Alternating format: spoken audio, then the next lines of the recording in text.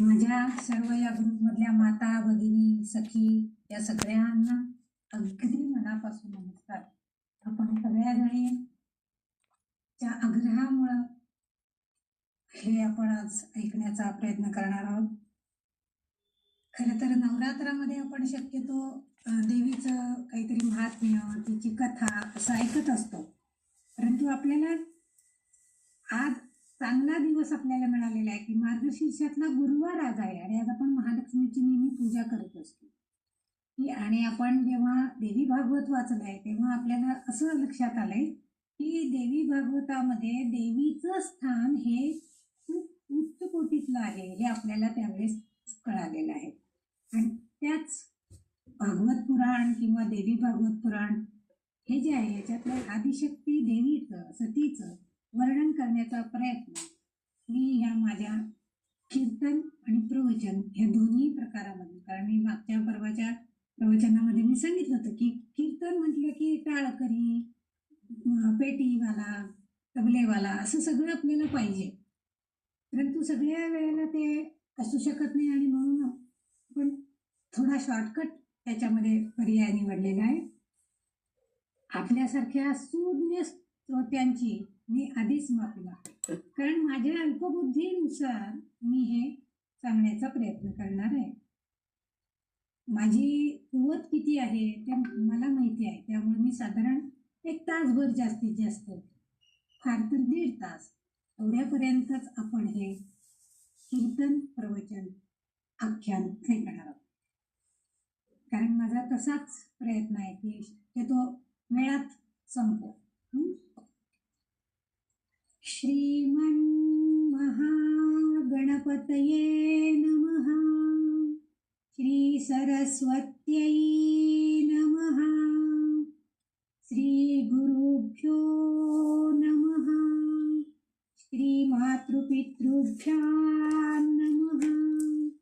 श्री नारद महर्षी नमः. श्री श्रोतृदेवताभ्यो नमो नमः.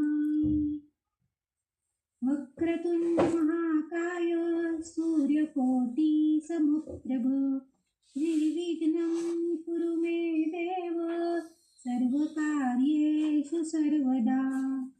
गुरुर्ब्रह्मा गुरुर्विष्णू गुरुदेवो महेश्वरः. गुरु साक्षात् परब्रह्म तस्मै श्री गुरवे नमः.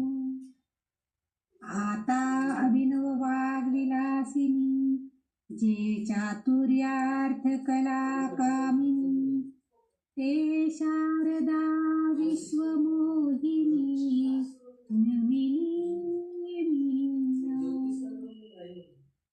या देवी सर्वभूतेषु मातृरूपेण संस्थिता. नमस्तस्यै नमस्तस्यै नमस्तस्यै नमो नमः. मूकं करोति वाचालं पङ्गुं लङ्घयते गिरिं यत्कृपात्महं वन्दे परमानन्दमाधवम्. सद्गुरुनाथा मंगलाधारा मद अंतरी ज्ञानप्रदीप लावा. कृतार्थया मूढा सकरा दया. सद्गुरुनाथ महाराज की जय. जन्मासी घालूनी जगदाखविले संस्कार करोनी जगी सोडियेले.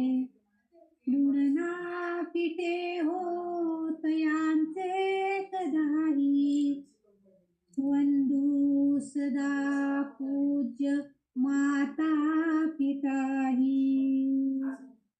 सद्गुरु ब्रह्मचैतन्य महाराज की जय.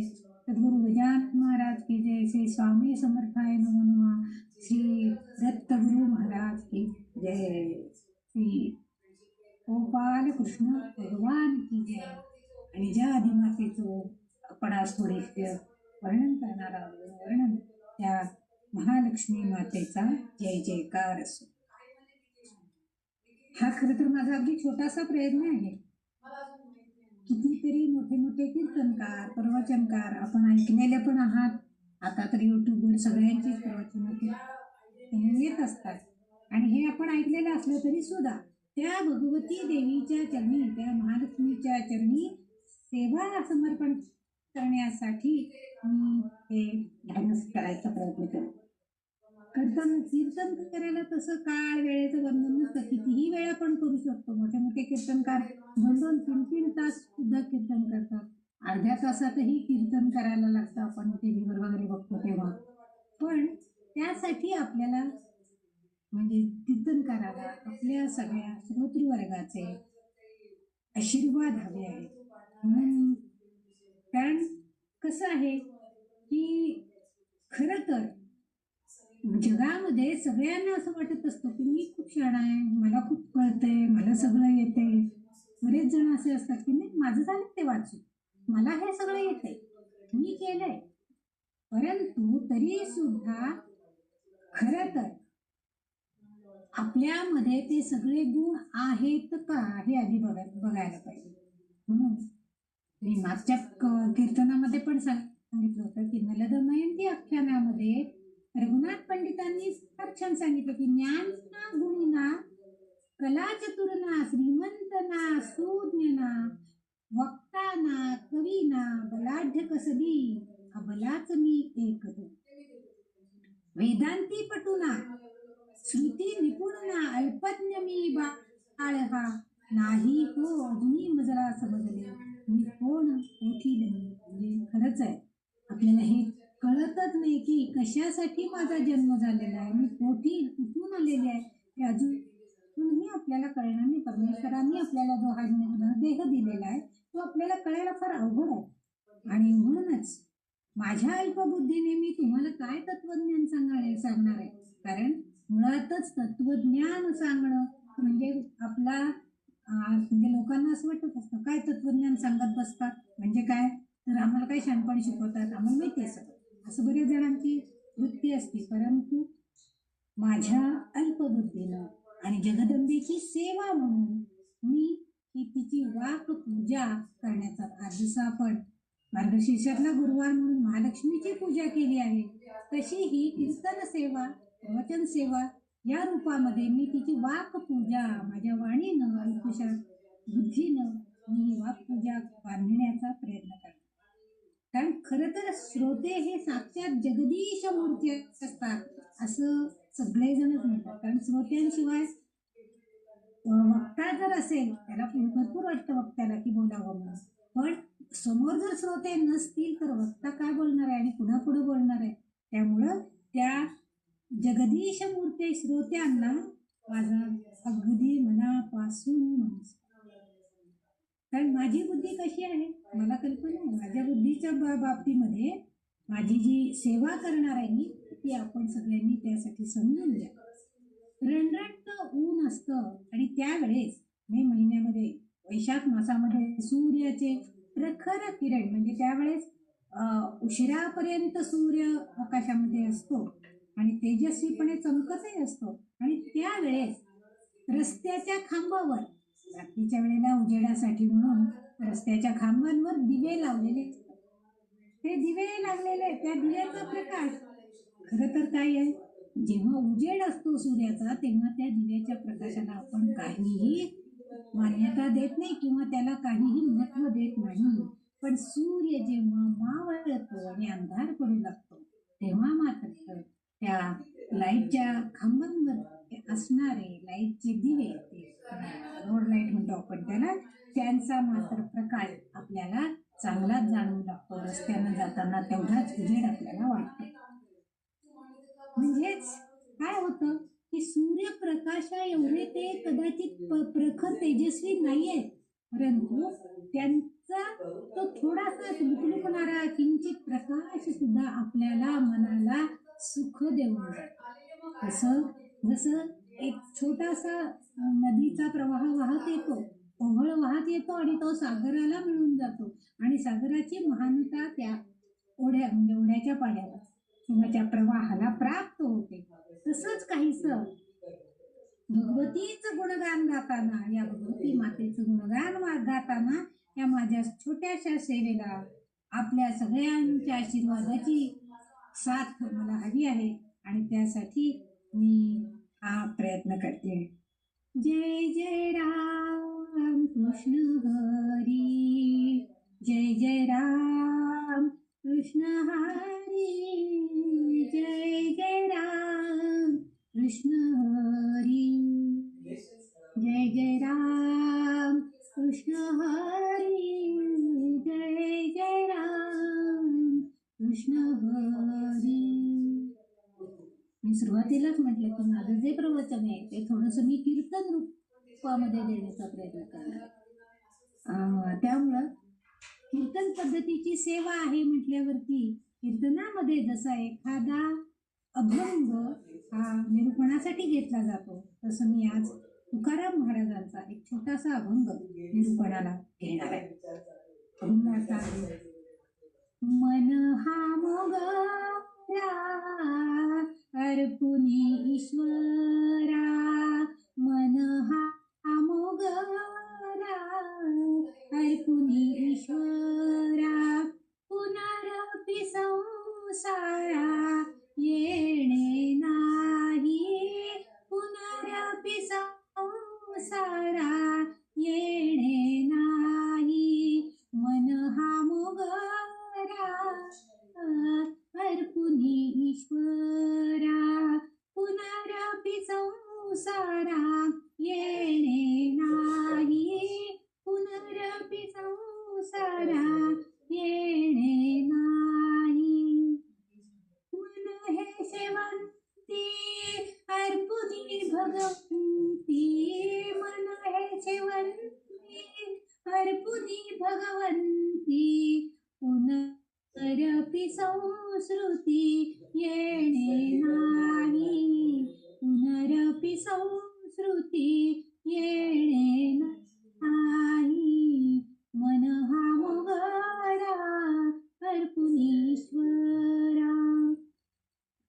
मन हे तुलसी अर्पुनी ऋषिकेशी, मन हे तुलसी अर्पुनी ऋषिकेशी, पुनरपि जन्मासी येणे नाही, पुनरपि जन्मासी येणे नाही, मन हा मोगरा अर्पुनी ईश्वरा, पुनरपि संसारा येणे नाही, पुनरपि संसारा येणे नाही.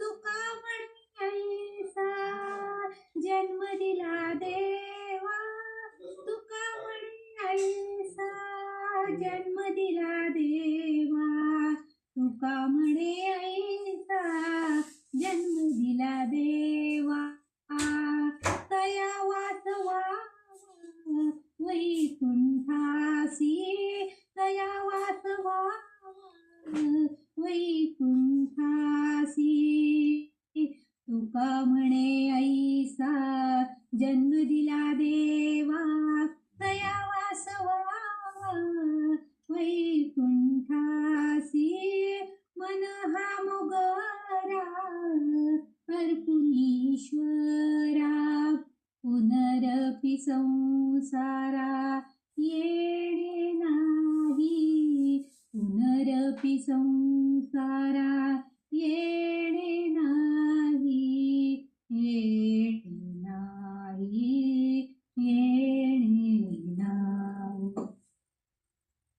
जगद्गुरु तुकाराम महाराजांच्या या अभंगाबद्दल काय सांगावं. अहो, अणुरेणू हा थोपडा तुका आकाशा एवढा. त्यांची महती सांगायची ते आकाश एवढे मोठे आहेत, त्यांच्याबद्दल आपण काय थोडक्यात सांगण्यासारखं आहे. अणुरेणू या थोपडा तुका आकाशा एवढा. आकाश एवढं मोठं महात्म्य किंवा मोठी कारकीर्द जगद्गुरु तुकाराम महाराज, आपण ज्यांना जगद्गुरु म्हणतो अशा तुकाराम महाराजांचा हा अभंग आहे. भले तरी देऊ कासेची लंगोटी, नाठाळाचे माथी हाणू काठी. असं त्यांचं म्हणजे भले ते सगळ्या लोकांना आपल्याला जवळ करण्याचा प्रयत्न करतायत, पण जर कोणी नाठाळ लोक त्यांच्या वाटेला आले किंवा त्यांच्या मार्गामध्ये आले तर नक्कीच त्या नाठाळांच्या डोक्यामध्ये काठी हाणून त्यांना योग्य वळणावर आणायचं कार्य सुद्धा जगद्गुरु तुकाराम महाराजच करतात. आणि कारण सर्वागती व्यापक अशी ही आमची सद्गुरु माऊली आहे. सद्गुरु जगद्गुरु माऊली हे आहेत, तुकाराम महाराज आहेत. आणि ह्यांना ज्ञानेश्वर माऊलींचाही अनुभवलेला होता. अशा या तुकाराम महाराजांचं सांगणं आहे की काय म्हणतायत ते आपल्या या अभंगामध्ये की मना हा मोगरा अर्पुनी ईश्वरा. त्यांनी मोगरा ईश्वराला अर्पायला सांगायचंय, पण कुठला मोगरा अर्पायला सांगितलंय? मन मोगरा, मनाचा मोगरा. त्यांनी सांगितलंय मन हे मोगऱ्यासारखे करा आणि मग ते भगवंताला अर्पण करा, म्हणजेच तुम्हाला पुन्हा पुन्हा या संसार सागरी यावेच लागणार नाही. मन हे मोगऱ्यासारखं करायचं. पुढच्या ओळीला तुकाराम महाराज आपल्याला सांगतात की मन शेवंतीसारखं करा, म्हणजे मनाला संसार. त्यांनी त्या ह्याच्यामध्ये पुनरपी संस्कृती आहे. संस्कृती म्हणजे जन्म मरणाचा फेरा. संस्कृती या शब्दाचा अर्थ आहे जन्म मरणात, म्हणजे पुन्हा पुन्हा जन्म मृत्यूच्या चक्रामध्ये आपण अडकणार नाही. म्हणून आपण काय करा, शेवंतीसारखं मन करा आणि म्हणजेच हा संसार मनाला चिकटणारच नाहीये. आणि मग म्हणजे या चक्रातून, जन्म मृत्यूच्या चक्रातून, म्हणजे या संस्कृतीतून आपली सुटका होणार आहे. जन्माची आसक्ती आणि मरणाची भीती आपल्याला कधीही वाटणार नाहीये. कारण आपल्याला भीतीच नाही. जन्म मरण येऊ दे, केव्हा येईल तेव्हा येईल, त्याला काही प्रश्न नाही. आपण घाबरायचं काहीच कारण नाही. कारण आपल्याला माहिती आहे आपण मन शेवंतीसारखं करून भगवंताला अर्पण करायचंय की ज्यामुळे आपल्याला जन्म मरणाची भीती वाटणार नाही. पुढं जाऊन आणखीन तुकाराम महाराज आपल्याला सांगतायत की तुम्ही तुमचं मन कसं करा, तुळशी सारखं करा. आपल्याला माहितीये ज्यांच्या दारामध्ये तुळस आहे ते पवित्र हिंदू संस्कृतीतलं घर असं आपण समजतो. कारण तुळशी दारात जे बरेच आता तर फ्लॅट सिस्टीम मध्ये तरी सगळेजण म्हणतात तुमच्या दारात तुळशीचं झाड, म्हणजे ओळखलं मी की हे तुळशीचं झाड ज्या अर्थी इथं आहे त्या अर्थी नक्की तुम्ही इथंच राहत असणार, असं सुद्धा काही जणांची वक्तव्य असतात. दारात रांगोळी आहे, तुळशीचं एक छोटस, ठीक आहे ना, 2 तर रोपं करा. कधी एक उन्हात ठेवा, एक पुन्हा सावलीत दारात ठेवा. कारण फ्लॅट सिस्टीम मध्ये म्हणजे दारात ऊनच येत नाही. मग बाल्कनीत ठेवा ना, थोडे दिवस बाल्कनीत ठेवा, थोडे दिवस आपल्या पुढच्या दारामध्ये ठेवा. पण ते त्या तुळशीला इतकं महत्व आहे आणि तुळशी इतकी पवित्र आहे की आपल्या अंत समयाला सुद्धा तुळशीचंच पान आपल्या मुखामध्ये घालतात. इतकी पवित्रता त्या तुळशीची आहे. आणि म्हणजे पुनरपी जन्माला आपल्याला यावेच लागणार नाहीये. कारण तुळशीला जर आपण अर्पण केलं भगवंताला, त्यांनी म्हटले मन हे तुळशी अर्पुनी ऋषिकेशी. ऋषिकेशी म्हणजे हा भगवंत, त्याच भगवंताची सेवा करणार आहे आपण. त्या ऋषिकेशीला आपण अर्पण करायची आहे तुळशी. त्याला जर तुम्ही ती तुळशी अर्पण केली तर आपोआपच या जन्मातनं आपल्याला मुक्ती प्राप्त होणार आहे आणि पुन्हा या जन्माला म्हणजे ह्या संसारामध्ये जन्माला यायचं कारणच उरणार नाही. बघा, मन मोगऱ्यासारखं करा, मन शेवंतीसारखं करा आणि शेवटी सांगतायत मन तुळशीसारखं पवित्र करा. जेव्हा आपलं मन शुद्ध होईल तेव्हा आपोआपच आपले विचार, आचार, कर्म हे सगळं चांगलंच होत जाणार आहे आणि आपोआपच आपल्याला भगवंताची प्राप्ती नक्कीच होते. तुकाराम महाराज सांगतायत की आता शेवटच्या चरणाला ते सांगतायत की तुम्हाला हा जो जन्म मिळालाय, पूर्वीचं काहीतरी प्रारब्धामध्ये काहीतरी पूर्वसंचित कदाचित चांगलं असेल, कदाचित भोग भोगण्यासाठी म्हणून तरी असेल, असाही विचार करूया. प्रारब्धामध्ये सगळं चांगलंच असेल असं नाहीये मागच्या जन्मामधलं. पण आपल्याला जन्म मिळालेला आहे ते म्हणतायत की जन्म जो मिळाला आहे तो देवाने दिलेला आहे. आपण म्हणतो ना की परमेश्वरांनी दिलेला हा नरदेह आहे. नरदेह प्राप्ती आपल्याला सगळेजण असं सांगत असतात की पुण्य कर्म जर मागच्या जन्मामध्ये काही केलेली असतील तर आपल्याला नरदेहाची पुन्हा प्राप्ती होते. पण मागच्या जन्मात आपण जर काही वाईट कर्म केलेले असतील तरी सुद्धा ते भोगायला तरी का विना पुन्हा नरदेह घ्यायला पाहिजे हो. नाहीतर मग गाढवासारखा जन्म घेऊन तिथं तरी राहायला पाहिजे. म्हणजे काहीतरी कारणाला आपल्याला हा देह पुन्हा प्राप्त होणार आहे, पण आपल्याला नरदेह प्राप्त झालेला आहे. आणि म्हणून मन मोगरा करून काय करायचंय, आपलं मन मोगऱ्यासारखं करायचंय, तुळशीसारखं पवित्र करायचंय. तया वास व्हावा वैकुंठासी. आणि मग त्यांना वैकुंठामध्येच त्यांना जागा मिळणार आहे. म्हणजेच काय होणार आहे, आपल्याला मुक्ती मिळणार आहे.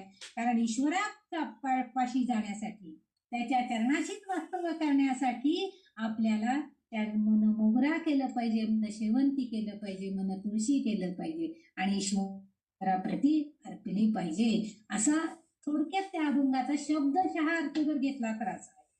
आता आपण थोडस आणखीन विस्तृत बघूया. कारण काय, मन मोगऱ्यासारखंच करायला का बरं सांगितलंय बरं? तुकाराम महाराजांनी मोगऱ्याच्या फुलाची तुकाराम महाराजांना का आठवण झाली, त्यांना कमळाच्या फुलाची का आठवण झाली नाही, सुवासिक इतर सोनचाफ्याच्या फुलाची का आठवण झाली नाही, मोगऱ्याच्या फुलाचीच का आठवण झाली? कारण खरं तर गुलाब, जाई, जुई, गुलछडी ह्याला पण भरपूर वास असतात, मोगऱ्याला तर असतं, म्हणजे इतरही सुवासिक फुले आहे. पण महाराजांनी वेचकपणे मोगऱ्याच्या फुलाच्या नामाचा उल्लेख या अभंगामध्ये केलेला आहे. कारण खरं तर ऋतुचक्र जर बघितलं तर आपल्या चैत्रपासनं फाल्गुन पर्यंत हे ज्या कालावधी 12 महिने जे आहेत आपल्या मराठी महिन्यांमधलं मी सांगते, तर शेवटचे जे महिने आहेत त्या काळामध्ये मोगऱ्याचा भरण्याचा कालावधी असतो. तुम्ही बघितलं असेल वैशाख ज्येष्ठ अशा म्हणजे चैत्र वैशाखामध्ये म्हणजे हे आपल्या इंग्रजी महिन्याचे शेवट मार्च एप्रिलमध्ये भरपूर मोगऱ्याला फुलं यायला सुरू होतात. म्हणजे रामनवरात्राच्या वेळेस सुद्धा आपल्याला भरपूर मोगऱ्याची फुलं बघायला मिळतात. पण ती फुलं उमलतात, बहरतात आणि ह्या मोगऱ्याची एक वेगळीच ऐट आपल्याला बघायला मिळते. संपूर्ण वर्गामध्ये एखादी मुलगी जरी अगदी छान सुवासिक अशा मोगऱ्याच्या फुलाचा जर गजरा घालून आली असेल तर संपूर्ण वातावरण, संपूर्ण वर्ग त्या वासाने मुग्ध होऊन जातो. म्हणजे आपण म्हणतात काय छान वासाला गजरा घालून आली सट्ट मोगऱ्याचा, असं पण आपल्या मैत्रिणीला म्हणतो. म्हणजे त्या वासानं संपूर्ण असं म्हणतं परिसर आपला सगळं वातावरण तेवढं सुंदर सुगंधी करून टाकत असतं. आणि म्हणून तुकाराम महाराजांनी मोगऱ्याचं मन मोगऱ्यासारखं करा. म्हणजे तुम्ही जेव्हा मनामध्ये चांगले विचार कराल तेव्हा आपोआपच तुमच्या आसपास अवतीभोवती सुद्धा चांगल्याच विचारांचं वलय निर्माण होईल, चांगलेच वृत्ती तुमची होईल, चांगलेच आचार, चांगलेच विचार तुमचे त्यामुळे होणार आहेत. आणि त्यामुळं वातावरण सुगंधित करणारा असा हा मोगरा याचा उल्लेख वेचकपणे तुकाराम महाराजांनी आपल्या या अभंगामध्ये आपल्याला केलेला दिसतं. ज्ञानेश्वर माऊलींनी सुद्धा आपल्या अभंगामध्ये म्हटलेलं आहे की इवलेसे रोप लाविले द्वारी तयाचा वेलू गेला गगनावरी. नुसतं नाही, इवलेसे रोप छोटस ते रोप लावलंय मोगऱ्याचं, पण त्याचा वेल मात्र गगनापर्यंत गेलाय. म्हणजे एवढ्याशा वेलाला येणारी जी सुवासिक फुलं आहेत त्याचा सुवास देखील गगनापर्यंत जाणार आहे. वेल गगनापर्यंत जाईल त्यात नाही, झाड वाढलं, वेल वाढली की बरोबर जाणार आहे, पण त्याच बरोबर त्याच्यावर उमलणारी या सुंदर मोगऱ्याच्या कळ्यांचा सुवास आहे तो सुद्धा गगनापर्यंत जाणार आहे. पण त्यासाठी आपल्याला काय करायला हवं, दारात तरी आपण लावायला हवं ना एवढंसं मोगऱ्याचं रोप. तरी जर आपल्या दारात असेल तरच आपल्याला नरदेहा म्हणजे आपल्या दारात म्हणजे आता आपल्या या नरदेहामध्ये इथं अर्थ असा आहे की आपल्या धनदेहामध्ये सुद्धा आपल्या मनामध्ये आपण मोगऱ्यासारखं मन पवित्र सुंदर सुवासिक करायला पाहिजे. म्हणजे आपल्या मनामध्ये वाईट विचारांना थारा नाही. म्हणजे आपल्याला कुणालाही बघा कुठूनही आपण निघालो आणि जर आपल्याला इतर असला घाणेरडा वास आला तर आपण आपले लगेच नाक झाकून देतो. पण सुंदर मोगऱ्याच्या फुलाचं शेजारी बसलेली बाई आहे, त्यांनी छान सुवासिक फुलं घातलेली आहेत, त्याचा वास आपल्याला येत असतो, आपल्याला बरं वाटतं आहे बघायला सुद्धा. म्हणजे ते आपलं मन जे आहे ना ते चांगल्याकडे आपोआप जातं, वाईटाकडे जायला नकोय. आणि तेच तुकाराम महाराजांना अपेक्षित आहे की तुम्ही तुमच्या मनातलाही मोगरा सतत दरवळला पाहिजे. म्हणजे चांगले विचार तुमच्या मनामध्ये सदैव असायला पाहिजे. या मोगऱ्याचे विविध प्रकार आहेत. बट मोगरा आहे, वेली मोगरा आहे, झुडूप मोगरा आहे, हजार मोगरा आहे. आणि सगळी सुवासिक फुलं आहेत. म्हणजे सगळे जण म्हणजे सुवास देणारं फूल जसं सगळं आसमंत सुगंधानं भरून टाकतं. तसं आपलं मन सुद्धा आपण चांगल्या विचारांनी भारित केलं पाहिजे. म्हणजे आपणही कुणाच्या मनाला दुखवता उपयोग नाही. आपणही चांगल्या वाचन केलं पाहिजे, चांगलं पूजन केलं पाहिजे, चांगलं नामस्मरण केलं पाहिजे. दुसऱ्याशी वागताना सुद्धा आपण सद्वर्तनाने वागलं पाहिजे. हे सगळं आपणही केलं पाहिजे. म्हणजेच आपलं मन त्या फुलासारखं बनतं. म्हणजे पवित्र, शुद्ध, निर्मळ झालं पाहिजे आपलं मन. तरच हे शक्य होऊ शकतं. कारण का त्याच्या रूप, रंग, गंध याने त्या फुलाला आपण का बरं त्या फुलाला जवळ करतो? त्याचं रूप छान एवढंसं चिमुकलं फुल असतं, पण वास मात्र घमघमाट सुटतो. त्याचं रंग, गंध पांढरशुभ्र निर्मळ असणारं मोगऱ्याचं फुल आहे. त्याचा सुवास अतिशय म्हणजे मनाला मोहून टाकणार आहे. मग अशा आकर्षक फुला म्हणजे त्या फुलाकडे आपण आपोआप आकर्षित होऊन जातो आणि मन सुद्धा त्याच्यानं भारित होऊन जातं. म्हणजेच त्याच्या सुवासानं जसं आपल्या शरीराची शुद्धी होते. म्हणजे आपलं मन छान होतं की आपल्याला छान वास घ्यायला मिळाला. एक फुल सुद्धा सुगंध म्हणजे मोगऱ्याचं मिळालं तरी सुद्धा आपण हातात घेऊन घेऊन तीन-तीनदा हुंगत असतो. म्हणजे त्याचा वास आपल्याला मोहून टाकत असतो. त्याचं जे छोटंसं रूप आहे नाजूकसं त्याच्याकडे आपण आकर्षित होत असतो. आणि शरीरापेक्षा सुद्धा आता ही शरीराची शुद्धी झाली, आपल्या नाकाला चांगलं वाटलं, हे सगळं ठीक आहे. पण मनाची शुद्धी आपली व्हायला पाहिजे आणि तसं मन आपलं व्हायला पाहिजे. आपण जर अवतीभोवती आपल्याकडे समाजामध्ये किंवा जगातल्या इतर लोकांच्याकडे जर आपण नजर टाकली तर संत महात्मे जे सगळे होऊन गेलेले आहेत, थोर भक्त जे सगळे होऊन गेलेले आहेत, ते सगळेजण अंतरंगी अतिशय निर्मळ, विशुद्ध, अत्यंत साधे होते. साध्वी राहणी आणि उच्च विचारसरणी अशी त्यांची वृत्ती होती. गाडगे बाबांचं बघितलं असेल तुम्ही, डोक्याला एक फडकं बांधायचं, हातात खराटा, हे सगळं त्यांची वृत्ती होती. पण साधी राहणी होती. पण विचार मात्र कसे होते की जगाला निर्माण करण्याची ताकद त्यांच्या विचारामध्ये होती. हे जे आहे असे संत महात्मे आपल्याकडे आहेत.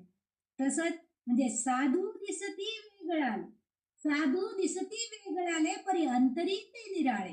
म्हणजे वेगळेच दिसतात. आपण गजानन महाराजांच्याकडे बघितलं, अंगावर कपडे सुद्धा घालून घ्यायचे नाही, वेगळाले दिसत आहेत, परंतु अंतरी मात्र निराळे. म्हणजे त्यांच्याकडे एवढी विशुद्धता, इतकं शुद्ध मन होतं की कुणीही संकटात असेल म्हणजे त्या एखाद्यावरती जर मृत्यूचं अचानकपणे बालंट आलेलं असेल किंवा अचानकपणे गंडांतर आलेलं असेल तर ते सगळं नष्ट करण्याची ताकद महाराजांमध्ये होती. म्हणजेच काय अंतरंगी मात्र त्यांच्या अगदी गोडवा आहे. म्हणजे फणसासारखे आहेत, वरील दिसतात काटेरी, परंतु आत मात्र अतिशय गोडवा त्यांच्यामध्ये भरलेला आहे. म्हणून साधू दिसती वेगळाले परी अंतरी ते निराळे. आणि तसं आपण बनायला शिकायचंय. आपल्याला याच्यातनं काय घ्यायचंय तर आपण तसं बनायला. भागवतामध्ये उल्लेख आहे, प्रल्हाद, नारद, पराशर, पुंडरीक, व्यास, अंबरी, शौनक, रुक्मांग, अर्जुन, भीष्म, विभीषण, कितीतरी नाव आहेत. इत्यादी पुण्यादी नाम परम भागवताम स्मरामी. भागवतामध्ये या सगळ्यांचं स्मरण केलं जातं. हे सगळे भक्त आहेत. आता जी नावं मी घेतली ती सगळे मोठे भक्त होऊन गेलेले आहेत आणि त्या भक्तांचं स्मरण आपण करायला पाहिजे. सगळेच अंतरी आपण रामकृष्ण हरी या नामानं आपण ते सगळेजणच, हे जे सगळेजण आपण आता नावं घेतली ते सगळे भगवंताचं नाम घेण्यामध्ये गुंगून गेलेले होते. भगवंताला त्यांनी जाणलं होतं, ओळखलं होतं आणि म्हणूनच ते नामस्मरणामध्ये दंग होऊन जायचे. आपणही थोडा वेळ त्या हरीचं गुणगान नामानं गुंग होऊन करूया, आपणही म्हणूया आणि गजर करूया. जय जय राम कृष्ण हरी, जय जय राम कृष्ण हरी, जय जय राम कृष्ण हरी, जय जय राम कृष्ण हरी, जय जय राम कृष्ण हरी, जय जय राम कृष्ण हरी. अशा तऱ्हेनं आपण त्यांचा गजर केलेला आहे. आपण सामान्य साधक भक्तांनी सुद्धा आपलं मन अखंड असंच भगवंताच्या नामामध्ये ठेवलं पाहिजे. म्हणजेच नामस्मरणाच्या सुगंधाने मन आनंदी करायचं आहे. त्या योगे या संसारामध्ये आपल्याला पुन्हा यावंच लागणार नाही. पुनरपी संसारा येणे नाही. नामस्मरणाने आपलं मन शरीर सगळं पवित्र झालं तर आपोआप आपल्याला मुक्ती निश्चित आहे. भगवंत आपल्याला मुक्ती देणार, पण त्यासाठी आपल्याला या नामस्मरणाच्या सुगंधानं आपलं मन भरून टाकलं पाहिजे.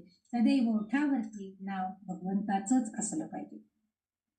खरं तर आपण सगळेजणच काय झालेलो आहोत, जन्ममृत्यूच्या फेऱ्या. आपण आता सध्या जर विचार केला तर सामान्य जनमानस जो आहे तो सगळ्या जन्ममृत्यूच्या फेऱ्यात अडकलेला, काळोखाच्या ज्ञान अंधकाराच्या विहिरीत आपण पडले आहोत. या संसाराला संत कवींनी अनेक वेगवेगळ्या, जे संत आहेत ज्यांनी जाणलं आहे की जन्म काय आहे, मृत्यू काय आहे, ह्याच्यातनं मुक्तता कशी मिळणार आहे, हे ज्यांनी जाणलं त्यांनी ह्या आपल्या आपण जो जीवन जगतो या संसाराला वेगवेगळ्या उपमा दिले. जंगलात हिंस्र प्राणी असतात, सर्प, विंचू यांच्यात तडाख्यात जणू काय आपण, म्हणजे कारण आपल्या अवतीभोवती अनेक विषवल्ली आहेत, म्हणजे वाईट विचारांची माणसं आहेत, किंवा आपल्या स्वतःच्या मनामध्ये असणारे आपले षड्रिपू आहेत की ज्यांनी आपल्याला जखडून टाकलेले, आपण त्याच्यातनं बाहेरच विहिरीत आपण अडकलेलो आहोत. आणि आपण काय करतो, आपण या विषय वासनेमध्ये इतकं अडकलेलो आहोत की दुसऱ्याचं चांगलं झालेलं आपल्याला बघत नाही. दुसऱ्याला विहिरीत ढकलण्याच्या नादामध्ये आपणच त्या विहिरीमध्ये जाऊन पडतो आहोत आणि आपलीच अधोगती होते, आपली उन्नती होण्यापासून आपण दूर राहतो आहोत. आणि ह्या जन्ममृत्यूच्या चक्रात चिखलात बुडालेले आपण दलदलीत फसले आहोत. बाहेर पडायला मार्गच सापडत नाही. पण भाविक श्रोते हो, आपलं मन म्हणजे एक मातीच्या गोळ्यासारखं असतं. त्याला जसा आपण आकार देऊ ना तसं ते बनणार आहे. म्हणूनच त्याला शिकवा, त्याला बजावा. काय बजावायचं, त्याच्या आपल्या मनाला बजवायचंय, आपल्या मनाला तसं तयार करायचंय. कसं, म्हणून बहिणाबाईंच्या शब्दामध्ये आपण सांगूया, मन वढाय वढाय उभ्या पिकातल ढोर, किती हाकल हाकल पुन्हा येत पिकावर. म्हणून बहिणाबाईंनी सुंदर शब्दामध्ये, अडाणी बाई लेखन वाचन काही येत नव्हतं, परंतु पाठांतर आणि स्मरणशक्ती याच्या जोरावरती त्यांनी अनेक छान छान गीतं लिहिलेली आहेत. आणि ही हृदयापासून, अंतःकरणापासून, मनापासून लिहिलेले आहे सगळं, की मन वढाय वढाय, ओढतंय मन पुन्हा पुन्हा पुन्हा उभ्या पिकातलं ढोर. जसं एखाद्या शेतामध्ये पिकं उभी राहिली आहेत आणि अशा वेळेला काही प्राणी, काही म्हणजे पशु, काही डुकरं असतात किंवा म्हशी गाई कुणी कुणी त्याच्यामध्ये सोडून देतात आणि ते काय करतात, उभ्या पिकाला संपूर्णपणे खाण्यासाठी प्रकार चालू करतात. किती हाकलं हाकलं, किती जरी त्यांना तिथून पुन्हा पुन्हा दूर नेलं तरी सुद्धा पुन्हा हिरवगार शेत दिसलं की पुन्हा ते खाण्यासाठी पुन्हा पुन्हा येतात, पुन्हा येतं पिकावर. इतकं मन आपलं ओढाळ आहे. तुम्ही बघा, आपण रस्त्याने चाललेलं तर एखादी सुंदर साडी आपली दुकानामध्ये टांगलेली असते, आपण तिथून जाताना ती बघतो, एकदा उजव्या डोळ्याच्या कोपऱ्यात बघतो, छान आहे साडी, थोडस पुढे गेल्यावर अजून एकदा बघूया, मग पुन्हा मागं वळून बघतो, छान आहे साडी, तिसऱ्या वेळेला मग होतो की नाही दुकानाच्या तिथं दारात जाऊन थांबून तरी बघूया, छान दिसतोय रंग वगैरे, बघूया किंमत तरी किती. म्हणजे किती ओढ खातं मन बघा. म्हणजे आपली आसक्ती आहे ही की त्याला मिळवायचंय, आपल्याला ती साडी खरेदी करायची का, हा विचार आपल्या मनामध्ये येतो. म्हणून ह्या बहिणाबाई सांगतायत की उभं मन वढाय, असं ओढणारं मन आहे आपलं पुन्हा पुन्हा मनाच्या. आणि म्हणून अशा मनाला संयमनासाठी अनेक विद्वानांनी, या मनाचं संयमन फार अवघड आहे. तुम्ही आता माझ्या पुढं कीर्तन प्रवचन ऐकायला बसलेला असाल, परंतु तरी सुद्धा मन कुठेतरी जाऊन आलेलं असतं. कोणतरी आज अमुक आली नाही, का बरं आली नाही, कुठे गेली कोणास ठाऊक, कोण आजारी की तिच्याकडं आता संपल्यावर एकदा फोन करते, असे अनेक विचार आपल्या मनामध्ये येतात. पण कारण या मनाच्या संयमनासाठी विद्वानांनी अनेक साहित्य संपदा निर्माण केलेल्या आहेत.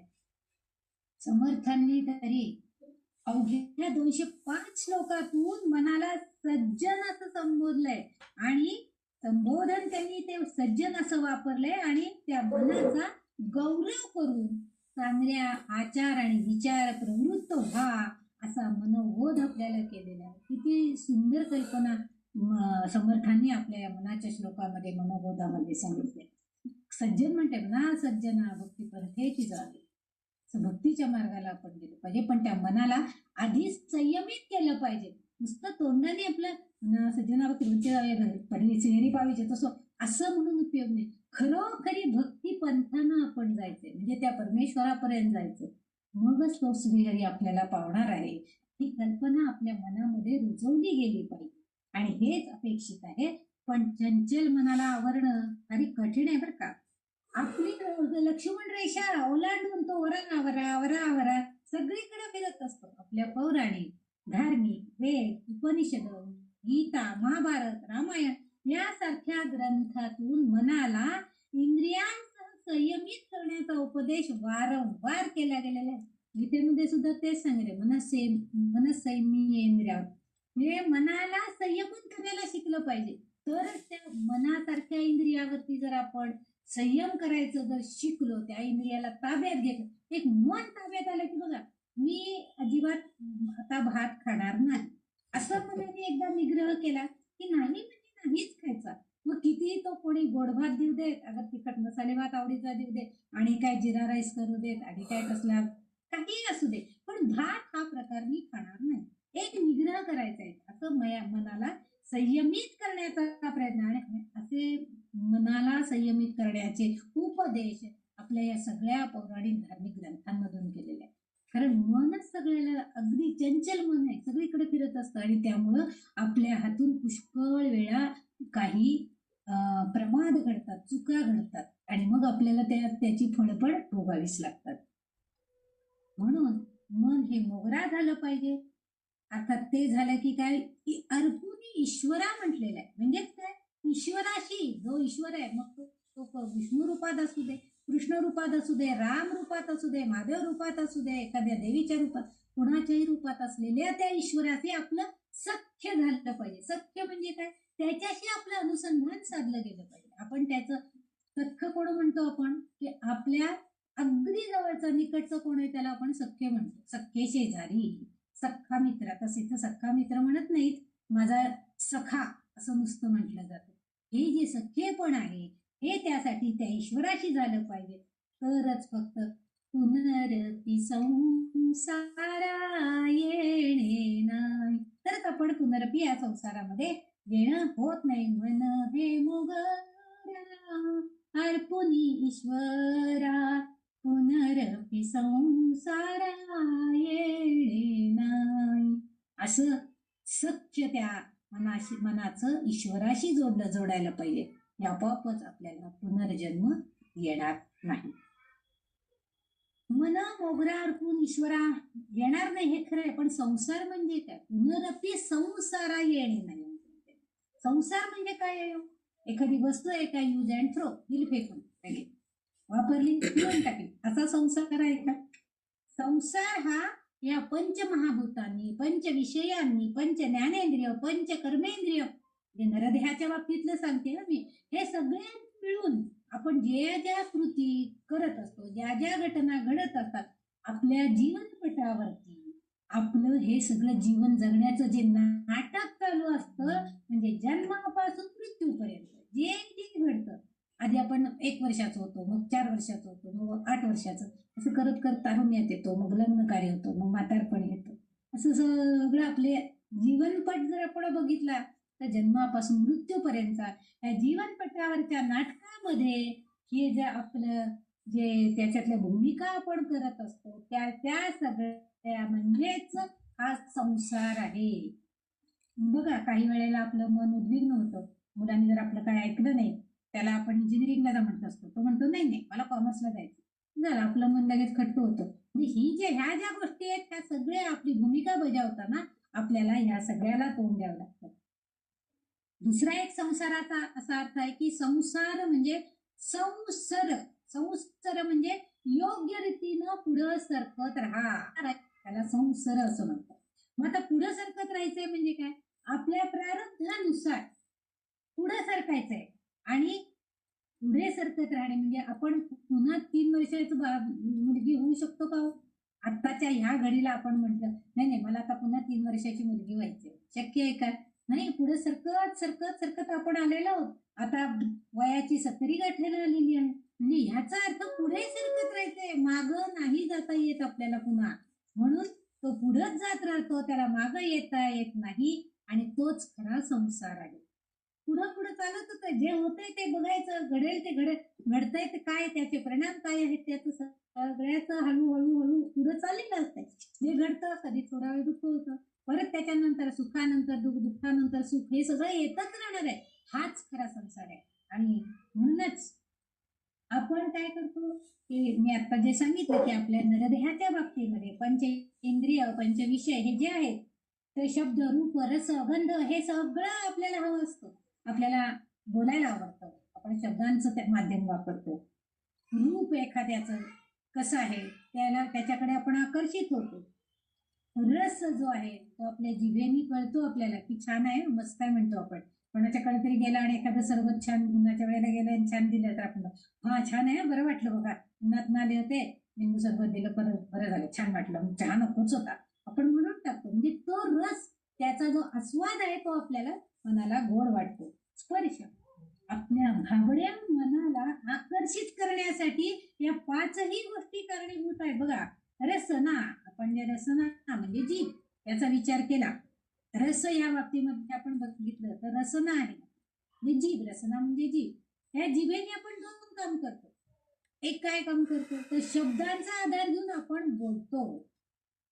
म्हणजे शब्द, ते शब्द कसे आहेत, कधी कधी कोणाला लागेल मनाला असं बोलतो, कधी कधी लोकांचे गोडवे गाण्यासाठी बोलतो, कधी कधी एखादं छान गाणं म्हणण्यासाठी बोलतो. म्हणजे आपल्याला त्या शब्दांचा आधार घेऊन आपण त्या रसनेद्वारे आपण ते त्यांच्या पुढं उद्धृत करू शकतो. त्याचबरोबर हीच रसना काय करते, म्हणजे हे जोरदार काम आहे आपल्या जिभेचं, खाण्याचं. म्हणजे खाणं पिणं करणं हे जिभेचं आपलं जोरदार काम चालू असतं. पण त्याचबरोबर बोलणं हे जे आहे कधी कधी कडू आणि कधी कधी गोड. म्हणजे जसं रसनेला जिभेला चव जशी कधी कशी कडू गोड कळती, तसं बोलणं सुद्धा कडू गोड कळायला पाहिजे. की आपण दुसऱ्याचं मन दुखवता उपयोगी नाही. आपण दुसऱ्याला फार अगदी त्याचा गोडवा गायला नाही तरी चालेल, पण त्याचं मन दुखवेल असं मात्र शक्यतो बोलायचं नाही.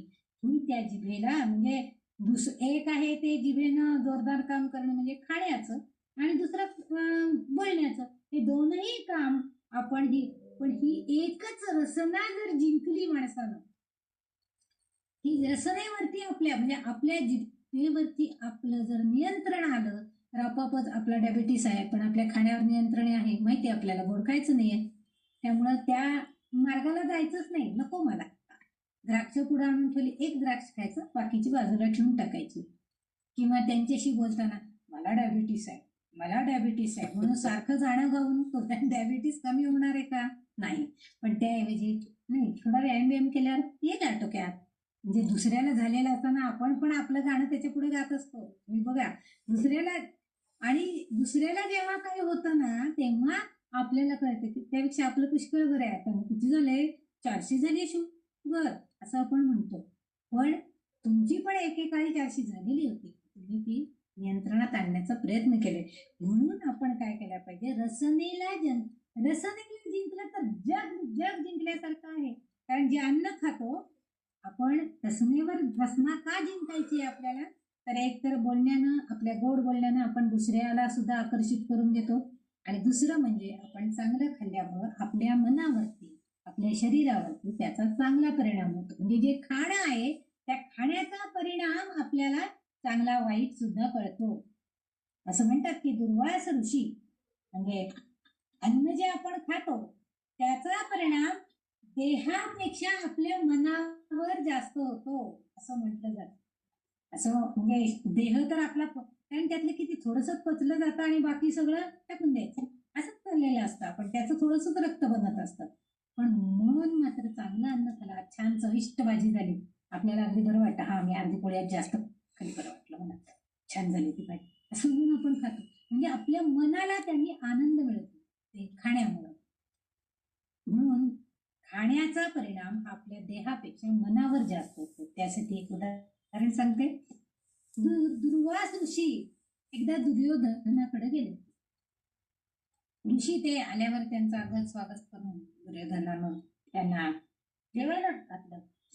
अर्थात ऋषींना पण म्हणजे कसं, ज्यांनी अन्न घेण्यासाठी किंवा जेवणासाठी बोलवलं तर त्यांना ते नाकारता येत म्हणून त्यांनी त्याच्याकडचं अन्नाचं ग्रहण केलं. अन्न, दुर्योधनाकडचं अन्न जेव्हा ह्या ऋषींनी, दुर्वासांनी ग्रहण केलं तर त्यांची जी सात्विक वृत्ती होती ती सगळी नष्ट झाली आणि सात्विक वृत्ती मनातनं निघून जाऊन पांडवांची परीक्षा घ्यायची इच्छा त्यांना झाली. त्यांना बुद्धी झाली की आता पांडवांची परीक्षा घ्यायला पाहिजे. तिथे आहेत ना, कारण पांडवांची परीक्षा घ्यायची म्हणजे आपण बघितले दुर्वास ऋषी त्या ह्याच्यामध्ये आले आणि आंघोळ करून येईपर्यंत माझ्या सगळ्या शिष्यवर्गाला आणि मला चांगल्या प्रकारचं तू सगळं जेवण करून वाढ असं द्रौपदीला सांगितलं. खरं तर वनवासामध्ये असणाऱ्या त्यांच्याकडं इतकं अन्न या सगळ्यांना पुरेल एवढं असणार शक्य होतं का? पण तरीही परीक्षा घेण्यासाठी म्हणून दुर्वास तिथं हजर झाले. त्या याच्या अंबरीशच्याकडे सुद्धा तसंच झालं. अंबरीश सुद्धा एक चांगला भक्त होता आणि त्याची सुद्धा परीक्षा घेण्यासाठी दुर्वास ऋषी तिथे गेले. पांडवांची परीक्षा घेण्यासाठी दुर्वास तिथे गेले. म्हणजे की परीक्षा म्हणजे त्याला त्याची बुद्धी फिरली. आजपर्यंत पांडवांविषयी चांगलं मत असणारे ऋषीमुनी त्यांचं त्यांच्याविषयीची परीक्षा घ्यायची त्यांना मत निर्माण झालं. परीक्षा घ्यायची त्यांची बुद्धी झाली. म्हणूनच असं म्हणतात की हल्ली तर काय झालंय, आपण सगळेच जण म्हणजे जवळजवळ 80% लोक बरेचसे की बाहेर खाण्यावरच जास्त, बाहेरून मागवायचं तरी नाहीतर बाहेर खायला जायचं तरी, या दोन गोष्टी कोणी केलेलं असतं कसं केलेलं असतं माहित नाही. सृष्टी आड सृष्टी आहे म्हणायचं, खायचं आणि यायचं. पण मनामध्ये ज्याला जो सात्विक माणूस आहे तो मनामध्ये असं थोडस तंत करत असतो. आलो बाई खाऊन आता एकदा कसं तरी, काय त्या रोट्या काय ती भाजी एकच एक चव नकोच असतं तरी सुद्धा गेलं. एवढं कणत कुतत पण मुलं म्हणतात म्हणून का गेलं पण जायचं. हे जे आहे ना हे म्हणजे त्याचा परिणाम आपोआपच काय होतो, आपण ते आदल्या दिवशी खाऊन आलेलं असतं. मग आपल्या मनाला येते मरगळ, कारण स्वच्छ आनंदी मनानं ते अन्न केलेलं नसतं. त्यांना कंपल्सरी ते अन्न बनवायचंय म्हणून त्या हॉटेलमधल्या मुलांनी ते केलेलं असतं. मग आपोआपच आपल्या मनाला सुद्धा मरगळ येते दुसऱ्या दिवशी, काय बाई ते अजून नीट पचलंच नाहीये, अजून हेच होते तेच होते असं आपण म्हणत बसतो. त्या अन्नाचा परिणाम आपल्या शरीरावरती निश्चितपणे झालेला असतो. शब्दांचा जर विचार केला तर शब्द हे कसे असतात, गारुडीची पुंगी असते बघा, त्याच्यामध्ये तो पुंगी वाजवतो म्हणजे एक प्रकारच्या काही धूम किंवा शब्द त्याच्यामधनं तो म्हणजे आवाज काढत असतो, एक ध्वनी काढत असतो. आपण म्हणतो ना गारुड्याची पुंगी वाजवली की नाग अगदी ढोलतात. म्हणजे काय होतं तर त्या ध्वनीमधनं त्या स्वरांमधनं त्या नागाला त्याची भाषा कळते आणि तो मोहून जातो आणि तो तिथल्या तिथं थांबतो. असं म्हणतात की जर पुंगी वाजवली गारुड्याला तर नाग पुढे जात नाही, थांबतात. म्हणजे त्या ध्वनीची शब्दांची किमया आहे ती नाग सुद्धा डोलू लागतात. ती शब्द किमया आहे. चांगला जर कीर्तनकार चांगला प्रवचनकार असे जर असतील, चांगला गाणारा असेल, चांगली गाणारी जर गायिका असेल तर आपण सुद्धा मंत्रमुग्ध होऊन तिची गाणी ऐकत बसतो. आपल्याला कंटाळा येत नाही. कितीही ऐकायला सांगितलं, किती वेळ बसायला लागलं तरी सुद्धा तहानभूक हरपून का विना आपण ते ऐकतो. तसं तिसऱ्या जर त्यांनी सांगितले गंध, गंध म्हणजे वास. बघा, गंधाच्या अभिलाषेनं वासाच्या अभिलाषेनं भ्रमर जो आहे तो त्या कमळाच्या फुलामध्ये त्या कळीमध्ये अडकून पडतो आणि त्याला आपला जीवही गमवावा लागतो. म्हणजे त्या गंधाने आकर्षित होऊन आपण जसं मुंग्यांना मारायचं असेल तर आपण आपल्याकडं पूर्वीच्या काळी आपल्या म्हाताऱ्या आजी वगैरे असायच्या तर ते कुठंतरी आपल्या घराच्या कोपऱ्यामध्ये की नाही एक थोडीशी साखर नेऊन ठेवायच्या की जेणेकरून त्या मुंग्या तिथंच राहू देत, पण घरामध्ये आत यायला नको. म्हणजे त्या साखरेच्या अभिलाषेनं त्या मुंग्या तिथंच सगळ्या घुटमळायच्या, तिथंच राहायच्या. हा जो प्रकार आहे तसं या गंधाच्या अभिलाषेमुळं हा भ्रमर काय करतो, छान वास येतोय कमळामध्ये मध गोळा करायला म्हणून त्या भ्रमर त्या कमळाच्या फुलावरती जाऊन बसतो. भ्रमराकडे अशी ताकद आहे. भ्रमर हा जो भुंगा म्हणतो आपण त्याला तर तो किंवा मधमाशी म्हणतो आपण काही वेळेला, त्याचेच वेगवेगळे रूप आहेत की तर तो जो भ्रमर आहे त्याच्याकडे इतकी ताकद आहे. भ्रमर भेदी कोडे भलतैसे काष्ठ कोरडे, भ्रमर भेदी कोडे भलतैसे काष्ठ कोरडे, परी कळिके माझी अडकले सुगंध कवळे, कलिके माझी अडकले सुगंध कवळे. खरं तर भ्रमराकडे इतकी ताकद आहे की त्या भ्रमराच्या ते टोकदार जी त्याची चोच नाही म्हणता येणार आपल्याला, नांगी म्हणतात कोणी कोणी, तर त्या काट्यानं तो काय करतात की काष्ट कोरडं जर लाकूड असेल तर त्या लाकडाला सुद्धा ते पोखरून काढतात आणि आपल्याला राहायला जागा करून देतात. इतकी ताकद त्या भ्रमरांच्या त्या काट्यामध्ये आहे. परंतु त्या गंधाच्या अपेक्षेनं, त्याच्या अभिलाषेनं ते काय होतात, त्याच्यात अडकून पडतात आणि त्या गंधाने मोहित होऊन त्याच्यातनं बाहेर पडायचा मार्ग संपूर्णपणे विसरून जातात. आपलंही तसंच आहे. आपल्याला एखादं काहीतरी चांगलं आवडलं की आपण त्याच्यातच गुंगून पडतो. आपण त्याच्यातनं बाहेर कसं पडायचंय हे आपल्याला कळत नाही. एखाद्या साडीचा मोह आपल्याला इतका होतो की ती खरेदी करण्यासाठी आपण 3-3दा त्या दुकानात जाणार, किंमत विचारून एवढे पैसे आपल्याकडे नाहीत, पुन्हा येणार, पुन्हा घरातल्यांना सांगणार, गोळा करणार, पैसे गाणार. म्हणजे ही अभिलाषा आहे, त्याच्यातच गुंतून पडतो. काय तीच साडी नेसली म्हणजे काही वेगळं आहे का, हे आपल्या मनामध्ये त्यावेळेस येते. मला ती तसल्याच प्रकारची साडी घ्यायची आहे. मला काही काही बायकांचं असं असतं, म्हणजे त्या सांगतात की नाही नाही, या वाढदिवसाला मला अमुक एक प्रकारचीच साडी घ्यायची किंवा तसली माझ्याकडे नाहीये, हाही प्रकार. म्हणजे ही जी काही ही अभिलाषा आहे, ते जसं ते गंधाकडे तो भ्रमर गुंगला जातो त्या कमळ पुष्पाकडं, तसं आपलं मन सुद्धा त्याच्याकडे गुंगलं जातं. म्हणजे सहजपणे लाकूड पोखरून काढण्याची क्षमता असणारा भ्रमरामध्ये कळीच्या सुगंधाच्या मोहाने अगदी अलगदपणे सहजपणे त्याच्यामध्ये अडकून पडतो आणि कळी पोखरून बाहेर पडावं हे तो संपूर्णपणे विसरून जातो, कारण त्या गंधानं तो मोहित झालेला असतो. अशा या विषयासक्ती आपल्यालाही अडकून ठेवतात, पकडून ठेवतात. सुटू म्हणून त्याच्यातनं आपल्याला सुटता येत नाही. क्रोध, मोह, लोभ, मोह, मद, मत्सर, सगळं सगळं हे जे विषयासक्ती आहेत आपल्या, षड्ऋतू जे आहेत, ह्याच्यामध्ये आपण पुन्हा पुन्हा अडकत राहतो. सगळे सांगतात की म्हणे हळूच त्यातून सटकायचं, श्रीराम जयराम म्हणायचं, म्हातारपणी एवढं करावं. सटकायचं कसं शक्य आहे? मी नोकरीला जाते, लहान बाळ घरात आहे, सुटकायचं शक्य आहे का? नाही. निदान ती येईपर्यंत तरी तिची जबाबदारी आपल्यावर आली ना, आपल्याला तिला सांभाळलं पाहिजे. आपल्याला त्या लहान बालकाचं काही का असेल ना, एक मातृहृदय म्हणून, एक आपलं कर्तव्य म्हणून, ठीक आहे, मनाने आपण भगवंताची सेवा करतोय असं म्हणून तरी का विना आपल्याला त्याच्यातनं सुटका येत नाही. आपण म्हणतो ना, त्या गोपाळकृष्णाची सेवा करतोय असं मानतो आम्ही आणि सांभाळतो, मग काय करणार. खरं तर आजी आजोबांना होत असतं का त्या लहान बाळाबरोबर पळापळी म्हणा, त्याच्याबरोबर धावणं म्हणा, त्याला घेऊन चलणं म्हणा, होत नसतं. पण तरी सुद्धा पुन्हा त्या मोहामध्ये अडकतात की असू दे, पिल्लू आपलं एवढं छान आपल्या जवळ येते, तर त्याला न सोडता, त्याला न घेता उचलून कसं काय पुढे जायचं, नको, घेऊया थोड्या वेळ. हे जे आहे, या मोहामध्ये आपण पुन्हा पुन्हा अडकतो, पुन्हा सुटू म्हणून त्यातून सुटता येत नाही आणि म्हणूनच जन्म, मृत्यू आणि पुनर्जन्म या सगळ्यामध्ये पुन्हा पुन्हा या चक्रामध्येच आपण अडकून जातोय. जातच ही ध्रुव मृत्यू ध्रुवय जन्म मृतस्य च, म्हणजे पुन्हा पुन्हा पुन्हा पुन्हा जन्म आणि मृत्यू हाच तर संसार आहे. अशी जसं मी सांगितले की जन्म आणि मृत्यू यामध्ये घडणाऱ्या ज्या घटना आहेत, तो म्हणजे सगळा आपला संसार आहे. संसार म्हणजे तरी काय?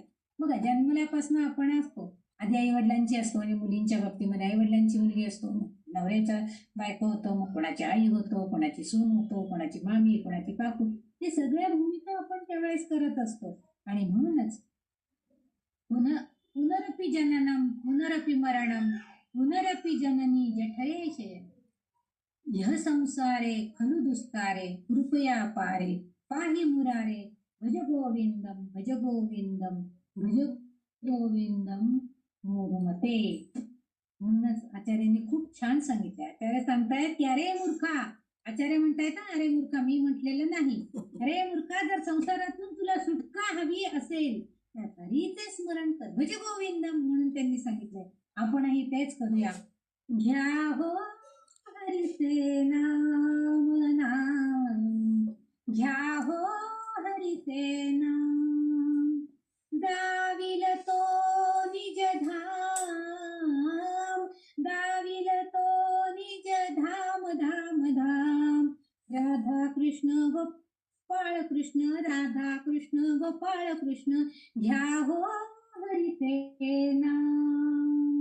द्रव्य न लागे नाम ख्यावया नाजी जवावी लागे काया, द्रव्य न लागे नाम घ्यावया नाजी जवावी लागे काया, मोहपाशी मग गुंतुनी मोहपाशी मग गुंतुनी सोडू नको हरी नाम नाम नाम, राधा कृष्ण गोपाळ कृष्ण राधा कृष्ण गोपाळ कृष्ण, हरिनाम ऐसा महिमा, हरिनामाचा ऐसा महिमा, सांगे ज्ञानदेव तुकया, सांगे ज्ञानदेव तुकया, नामा वाचुनी मार्ग साधूचा, नामा वाचुनी मार्ग साधूचा, सुलभ असे हरिनाम, घ्या हो हरीचे नाम नाम, दाविल तो निजधाम, दाविल तो निजधाम धाम धाम, राधा कृष्ण गोपाळ कृष्ण राधा कृष्ण गोपाळ कृष्ण राधा कृष्ण गोपाळ कृष्ण, घ्या हो हरीचे नाम.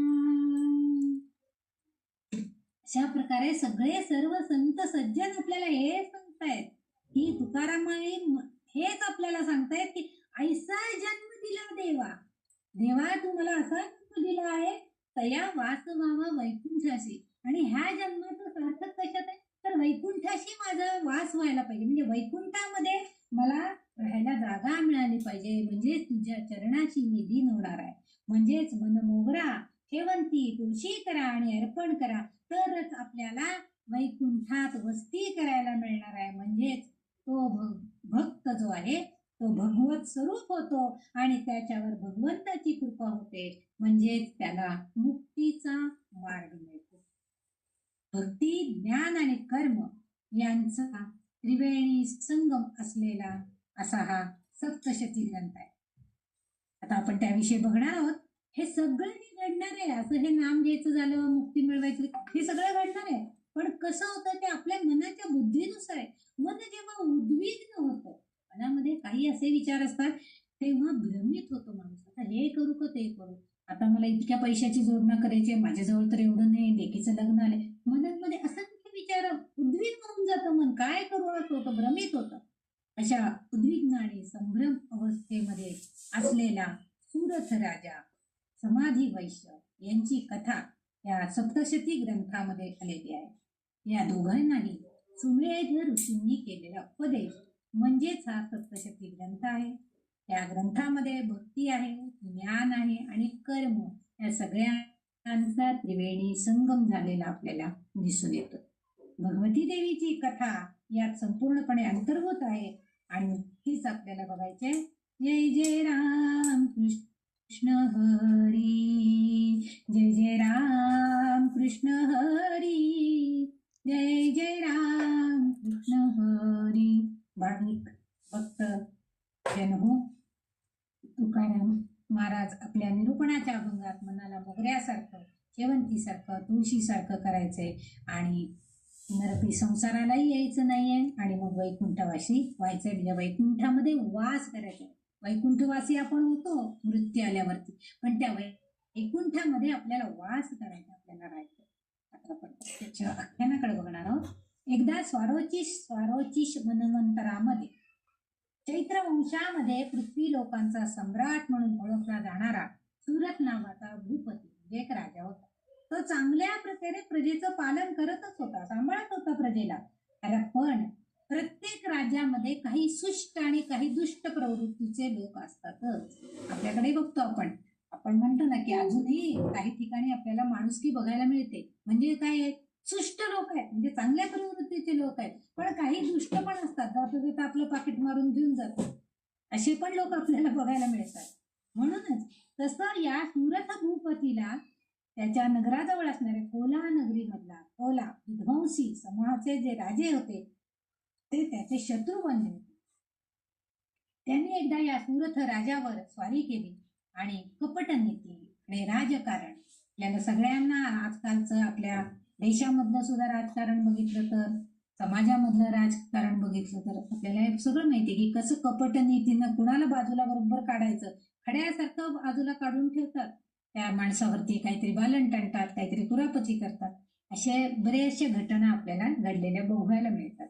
तसंच या सुरथ राजाच्या बाबतीमध्ये सुद्धा, कारण सुरथ राजाचे जे सेनापती, जे त्याच्या नगरीमध्ये असणारे प्रधान, हे सगळेजण अगोदरच शत्रू पक्षाला जाऊन मिळालेले होते आणि त्यामुळं ते जर त्यांना जाऊन मिळाले असेल तर ते सुरथ राजाच्या बाजूने लढणार नाहीत आणि त्यामुळं त्या सुरथ राजाला त्यांचा हल्ला परतवता आला नाही, म्हणजे तो शत्रूच्या हल्ल्याला परत वार करू शकला नव्हता आणि त्याला हार पत्करावी लागली. इतका चांगला राजा, प्रजेचं पालन करणारा, चांगल्या प्रकारे प्रजेचं हित साधणारा, त्याला ही फार नामुष्की वाटली. कारण अंधपितुरी, बेसावतपणा ह्या सगळ्यामुळं त्याला हे सगळं नामुष्की सोसावी लागली होती. त्याचं सगळं वैभव गेलं आणि राजा मनाने उद्विग्न बनला, हताश झाला. आता काय करावं? आणि म्हणून त्यांनी काय केलं, एकदा मनामध्ये रात्रीच्या वेळेला त्याचं निराशजनक जे मन होतं त्यांनी तो काय केला, आपल्या नगरातनं बाहेर पडला. राज्य सोडून जाण्याचा त्यांनी निर्णय घेतला. घोड्यावरून जात जात असताना, पलायन करताना त्याला जंगलात एक आश्रम दिसला.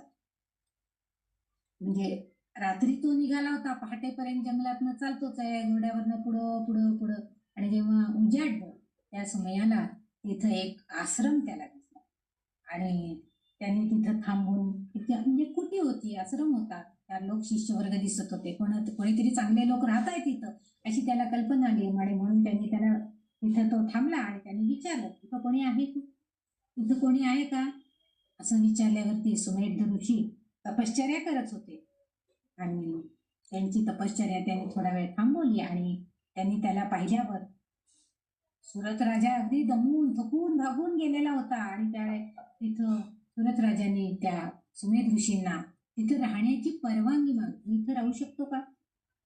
त्यांनी सांगितलं, अरे विश्वची माझे घर आहे, हे विश्वस्त आपलं घर आहे सगळ्यांचं, मग तू कशाला परवानगी मागतोयस, कुशाल राहा म्हटलंय आणि त्या आश्रमामध्ये राहायला काहीच हरकत नाहीये. आणि त्याला त्यांनी तिथे राहण्याची परवानगी दिली. ऋषींबरोबर राहायचं, रानातनं कंदमुळं आणणं खाणं, ऋषींबरोबर ध्यानधारणा करणं, असा त्याचा दिनक्रम आता चालू झाला. मनशांती मिळवण्याचा त्याचा जो विचार होता तो चालूच होता. आश्रमात शांततेनं जीवन जगत होता. परंतु जरी आपण तिथं असलो तरी भूतकाळामध्ये सुद्धा आपण पुन्हा पुन्हा जात असतो की मी इतकं सुंदर राज्य चालवत होतो, आमच्या वंशावळीमध्ये सगळे चांगले राज्य होते आणि प्रजेचं इतकं मी छान पालन करत होतो, आणि अशी ही का वेळ आलेली, पूर्व पुण्याईनं लाभलेलं, पूर्वजांनीही ज्या नगरीचा चांगल्या प्रकारे सांभाळ केला होता, असं असताना आता मला का त्याला पारखं व्हावं लागलं, असा विचार या सुरथ राजाच्या मनामध्ये सारखं त्याला खंत लागून राहिली होती. ते असं का घडलं? त्यामुळे त्या आश्रमातल्या त्या सुमेध ऋषींबरोबर राहून सुद्धा तो मनाने खंगू लागला होता, शरीराने पण खंगू लागला आणि मनाने पण खंगू लागला होता.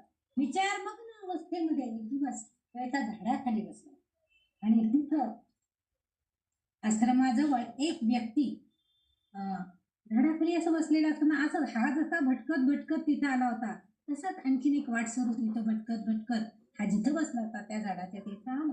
त्याचं नाव होतं समाधी वैश्य किंवा समाधी वाणी, असं पण त्याचा उल्लेख ग्रंथामध्ये आहे. तो तिथं भेटला. तो समाधी वैश्य जो होता तो सुद्धा आपलं सगळं वैभव बसला होता. त्याच्याकडे पैसा अडका सगळं मुलांनी बायकोनी सगळं काढून घेतलं होतं आणि त्याचा त्याग केला होता. त्याला हाकलून दिलं होतं घराबाहेर, काय करू शकत नाहीये, जा घराबाहेर म्हणले. आता साधारण दोघंही समदुःखी होते. सुरथ राजाची अवस्था तीच होती. त्याला त्याच्या शत्रुपक्षांशी मिळवणी करणारे प्रधान सेनापती ह्या सगळ्यांनी मिळून त्याला राज्याबाहेर जायला प्रवृत्त केलं होतं आणि समाधी वैश्याला आपलंच बाहेर काढलेलं होतं. आणि प्रत्येक दोघांनी आपली कर्म कहाणी एकमेकांना सांगितली. दोघंही आश्रमात राहत होते, परंतु भूतकाळामधल्या आपल्या दोघांचीही कुटुंबियांची प्रजाजनांची ते काळजी करत होते. बघा, आपल्यावर एवढी अवस्था आली आहे, पण तरीही आपण अजूनही अडकून पडले ते कुटुंबियांच्या प्रेमामध्ये, मायेमध्ये आणि प्रजाजनांमध्ये. जे प्रजाजन, जो सेनापती, जो प्रधान तुमचा नेहमी जिवलग होता, तो आता तुमच्या विरुद्ध आहे. हे सगळं माहीत असून सुद्धा कारण मोह मायेच्या बंधनाने, विचारांनी त्याचं मन व्याकुळ होत होतं. त्यांना दोघांनाही सारखं त्यांची चिंता वाटत होती. त्यांनी आपली कथा सुमेध ऋषींना सांगितली. सुमेध ऋषी म्हणाले, मानवी मनाची अविवेकी दृष्टी मायेच्या प्रभावानं आकृष्ट झालेली आहे, मोहाची काजळी त्यावर आलेली आहे. तर आमच्या म्हणजे त्यांना कळलं होतं की आता काय होते, मोह मायेने आम्ही अडकलोय, कुटुंबियांच्या, प्रजाजनांच्या, आणि मनावरती अविवेक आमच्या आलेला आहे की आता आम्ही याच्यातनं कसं बाहेर पडायचं, आम्ही कोणता मार्ग अवलंबायचा, असे प्रश्न त्यांच्या पुढे होते. मग शंकांचं आमच्या समाधान करा, आता आम्ही कोणता मार्ग पत्करावा. त्यांनी सुमेध ऋषींना बघितलं, सांगितलं आमचं समाधान करा, आम्हाला उपदेश करा, असा त्यांनी दोघांनी या ऋषींकडे आग्रह धरला. सुमेध ऋषींनी त्यांना मार्कंडेय ऋषींनी लिहिलेल्या दुर्गा सप्तशती ग्रंथाचे महत्व सांगण्यास सुरू केलं. मग काही टर्निंग पॉइंट आपण म्हणतो, काही जणांच्या एखादं कोणी काहीतरी महत्व सांगितलं की आपल्याला पटतं आणि आपण आपल्या त्या दुःखातून किंवा आपल्याकडं काय जे एखादा प्रसंग घडलेला असेल त्याच्यातून आपण बाहेर येतो.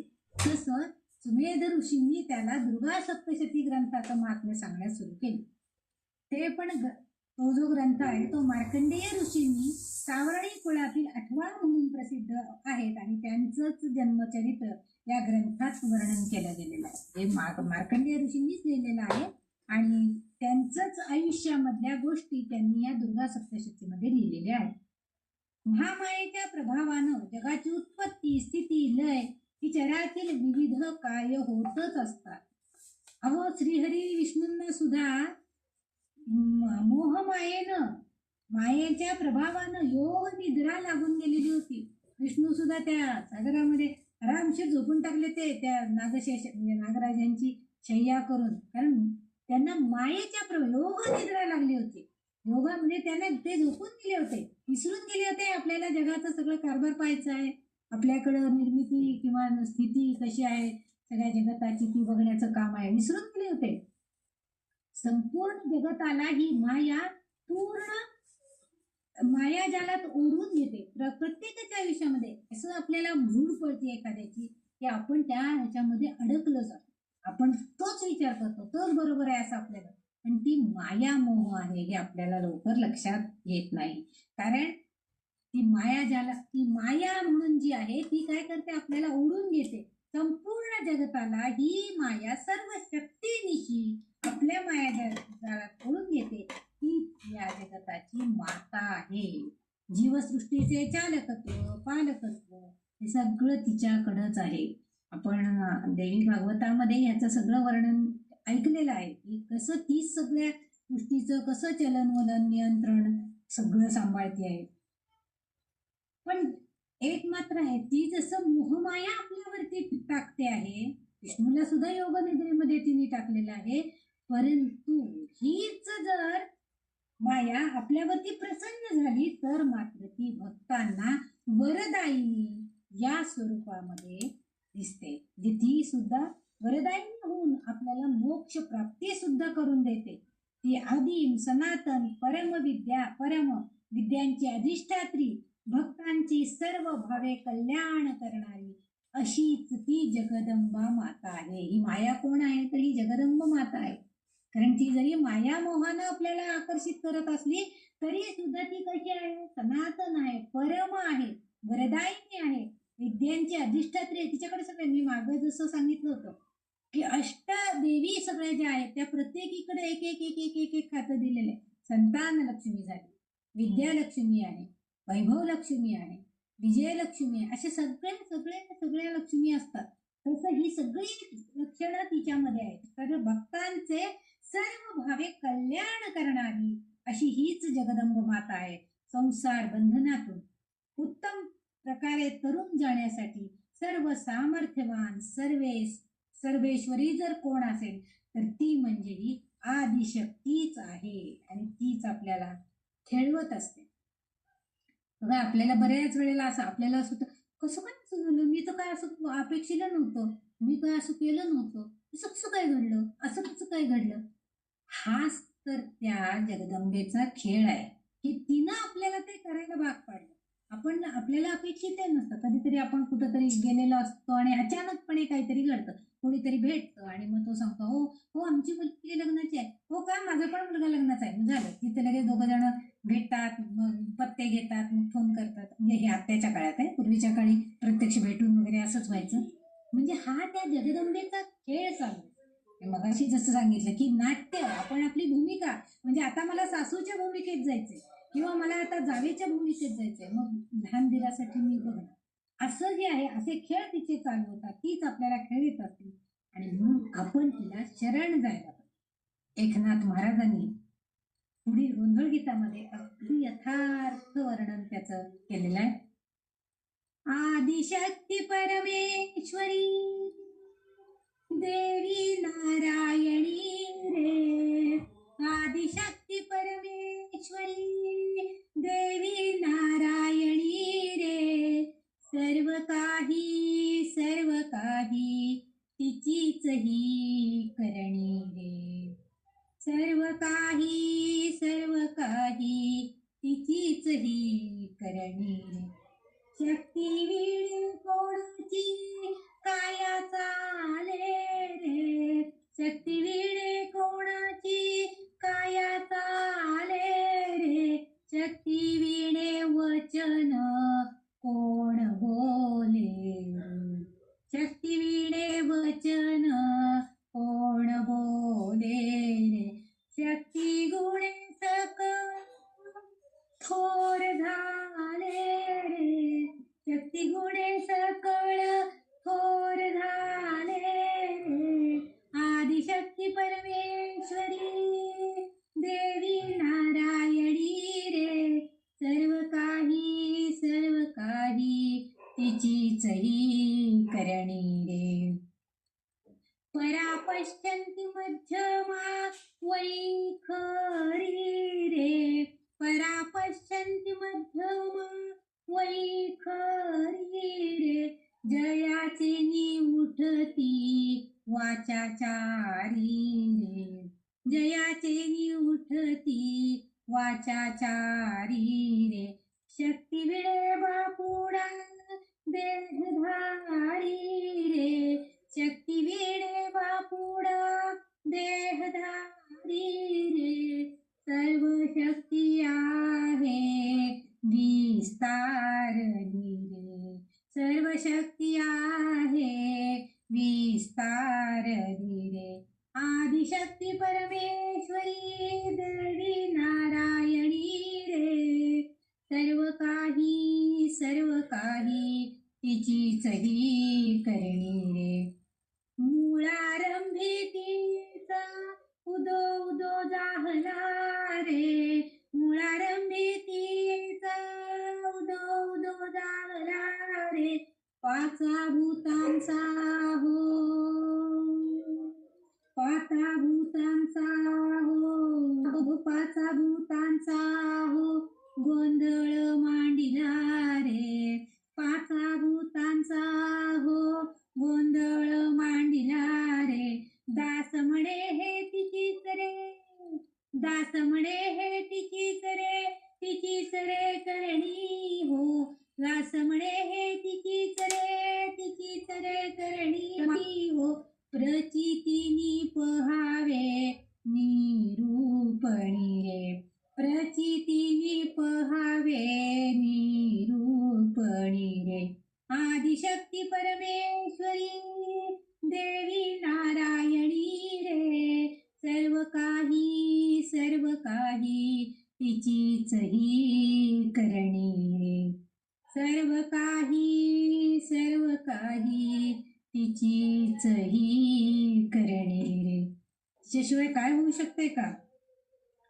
ही आदिशक्तीच्या मायेचा खेळ आता सगळेजण आपण तिच्याशिवाय आपण काही करू शकत नाही. आपला देह बापुडा तिच्या शक्तीशिवाय चालू शकणार आहे का, काहीच होऊ शकत नाहीये. अशी ही परमेश्वरी हिची आपण श्रद्धेनं भक्तीनं पूजन अर्चन करायला पाहिजे.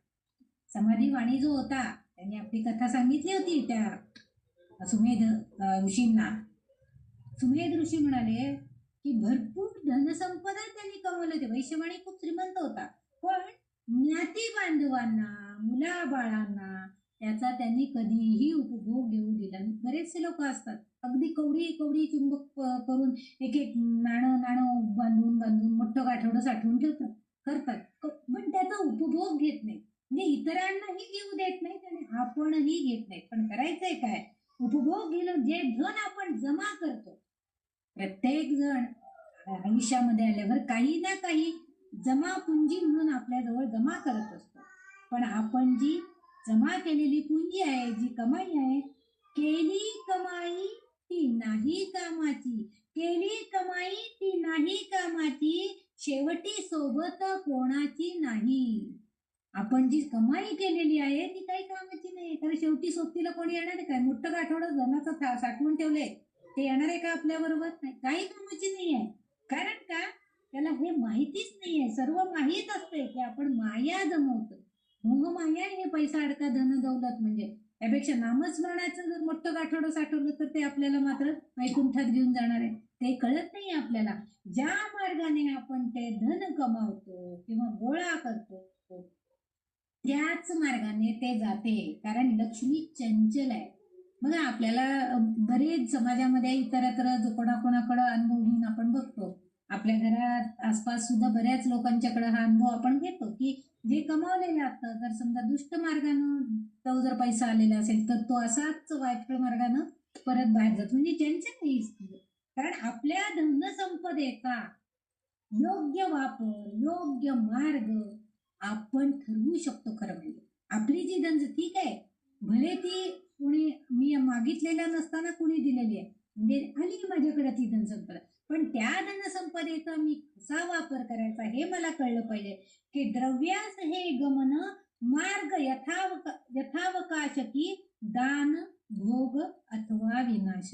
जे द्रव्य, जी माया आपण साठवून ठेवतोय त्याला मार्ग यथावत, म्हणजे काही कालांतराने, यथावकाश काही कालांतरानं काय होतंय की त्याला 3च मार्ग आहेत. एक म्हणजे दान करायला पाहिजे, एक म्हणजे भोग घ्यायला पाहिजे, अथवा त्याचा विनाश. म्हणजे कुणाच्या नसताना उगीच पूर्वीच्या काळी आता जुनी घरं जर बांधायला काढली तर आपल्याला बघायला मिळतं सोन्याचे हांडे बिंडे सापडतात, पैसे असले तर कधी कधी ते गंजून गेलेले असतात. म्हणजे असं पण प्रकार झालेले. प्रत्येक वर्षापूर्वीच ते जमिनीत गाडलेलं, म्हणजे त्याचा विनाश झाला. कधी कधी आपण म्हणजे दान करायला पाहिजे. दानाने वाढतं, दिल्याने वाढतं असं म्हणतात. आपण कुणालाही काय दिलं, बघा तुम्ही जर परमेश्वराला 1 रुपया अर्पण केला तर तो आपल्याला त्याच्या बदल्यामध्ये 2, 5 असे सुद्धा देतो. म्हणजे दिल्यानं वाढणार आहे, पण आपल्याला ते कळत नाही. आपण 1 नको 8नेच घालूया असं म्हणून आपण त्याच्या दानाच्या मध्ये कंजूशीपणा करत असतो. म्हणून द्रव्याला गमन म्हणजे जाणं. द्रव्याचं जाणं हे काही कालांतराने ठरलेलं आहे. प्रत्येकाच्या आयुष्यामध्ये, प्रत्येक कुटुंबामध्ये, प्रत्येक घराण्यांमध्ये, वंशांमध्ये हे ठरलेलं असतं की काही काळ असा आणि काही काळ तसा. पण त्याच्यामध्ये जेव्हा आपल्यावरती वेळ येते, आपण जेव्हा जीव जगत असतो, आपण जेव्हा द्रव्य जमा करत असतो, तेव्हा आपल्या लक्षात ठेवलं पाहिजे, आपण जर 1 रुपया कमवत असलो तर त्याच्यातला 10 पैसे तरी आपण आपल्या दानासाठी वापरले. कमीत कमी 10 पैसे तरी, त्यातले 10 पैसे तरी द्या ना. की ठीक आहे बाबा, काही हरकत नाहीये. कारण दान करणं हा सगळ्यात उत्तम मार्ग आहे. भोग तर आपण आपल्या स्वतःसाठी जर भोग घ्यायचा म्हटला तर तो आपला थोडासा स्वार्थीपणा होणार आहे. त्याच्यापेक्षा दान हे नेहमी दुसऱ्याला दिलं जातं. ते जर आपण केलं तर कसं आहे, दान म्हणजे बँकेतील फिक्स डिपॉझिट आहे. फिक्स डिपॉझिटला आपल्या कोणी हात लावायला येतं का? नाही, कोणी नाही. आपणच जेव्हा ते डिपॉझिटची पावती मोडू किंवा काय आणखीन पुन्हा रिन्यू करू वगैरे तर त्याचं पुढं चालू राहतं. पण तसं आपण जर दान केलं तर हे एक प्रकारचे डिपॉझिट आहे. कलियुगामध्ये दान धर्म, दया धर्म हेच राहिलेले आहेत. आता कलियुगामध्ये दान धर्म आणि दया धर्म. दया दुसऱ्यावर दाखवायची, काही काही वेळेला आपणच अडचणीमध्ये येतो. दुसऱ्यावर दया दाखवायला गेलं तर तू कशाला त्याला मदत करायला गेली? मग ते म्हणतात तुम्ही तिथं होता ना, मग तुम्हीच सांगा हे काय केलेलं आहे, हे कसं आहे. हे आपणच त्याच्यामध्ये अडकतो. त्यामुळे दया धर्म करायला पण कोणी जात नाही.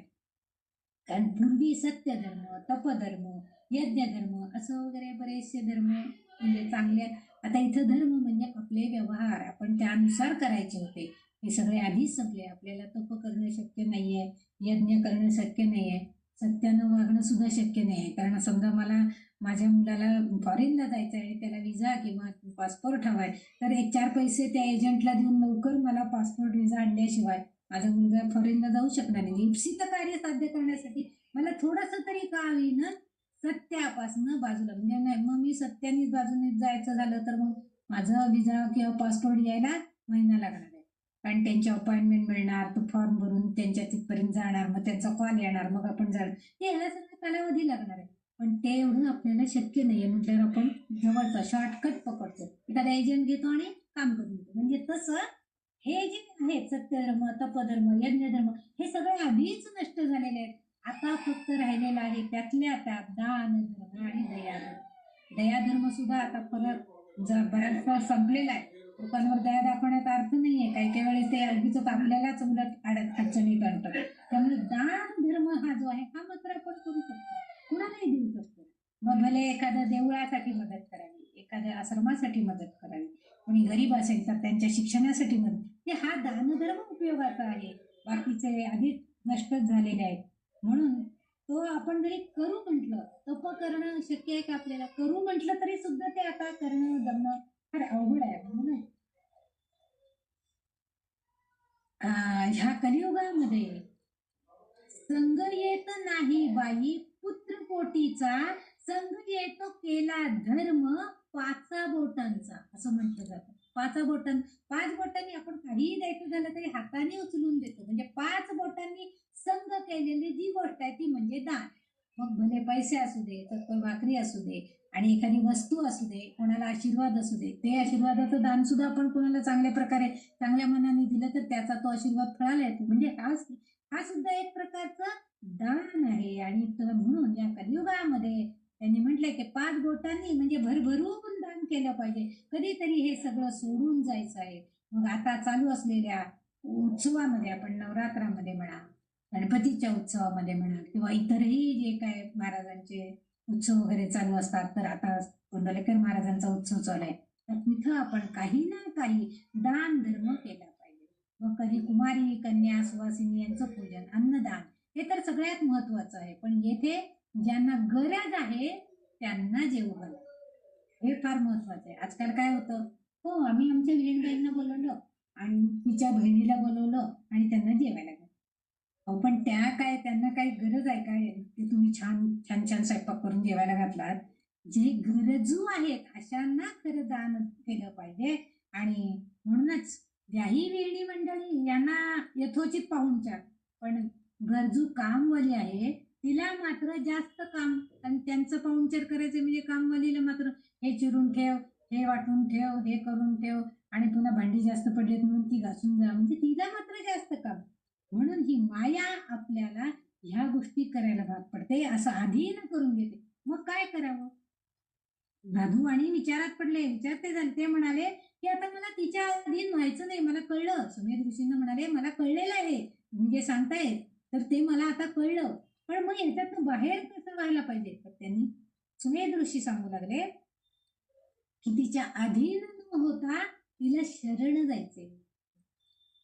मी शरण तुला जय अंबे मा, अंबे मा जगदंबे मा, मी शरण तुला जय अंबे मा, चरण तुझ्या सुख शांती मिळे, पाप वासना दूर पळे, तू दुर्गा तू काली मा, तू लक्ष्मी तू संतोषी मा, महिषासुरमर्दिनी देवी पार्वती मा, तिची सगळी नाव आली त्याच्यामध्ये की ह्या सगळ्या स्वरूपामध्ये तू आहेस, आणि त्यामुळे तुझ्याच चरणाची खरं तर मला सुख शांती मिळणार आहे. म्हणून ही माते मी तुला शरणागती केली, असं आपला भाव तिथं असायला हवा. अशी आराधना तिची केली पाहिजे.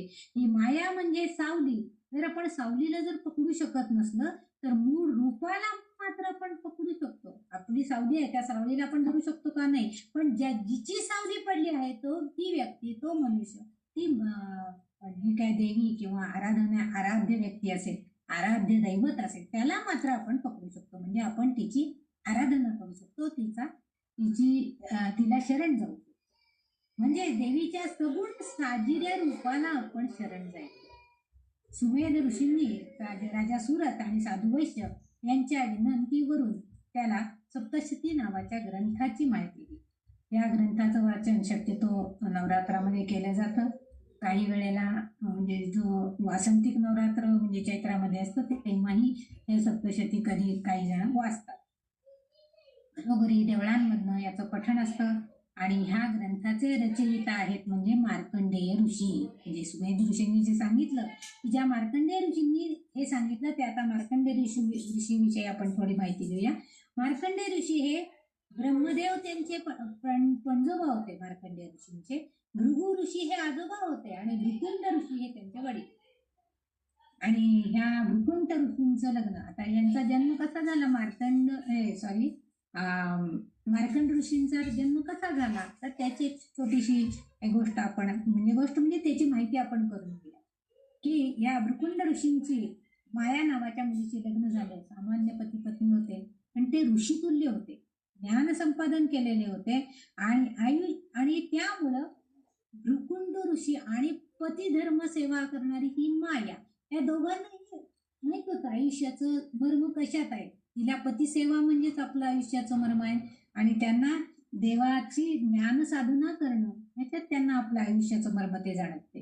एक दिवस काही ऋषी त्यांच्याकडं मागण्यासाठी आले, भिक्षा मागण्यासाठी आले. ते दोघंही सकाळी उठून भृकुंड ऋषी तपश्चर्या करायला निघून जायचे. दिवसभर ही आपली पतिसेवेसाठी काय काय आवश्यक आहे त्याचे जेवणा खाण्याची व्यवस्था, पोटापाण्याची व्यवस्था सगळं ती छान करत होती.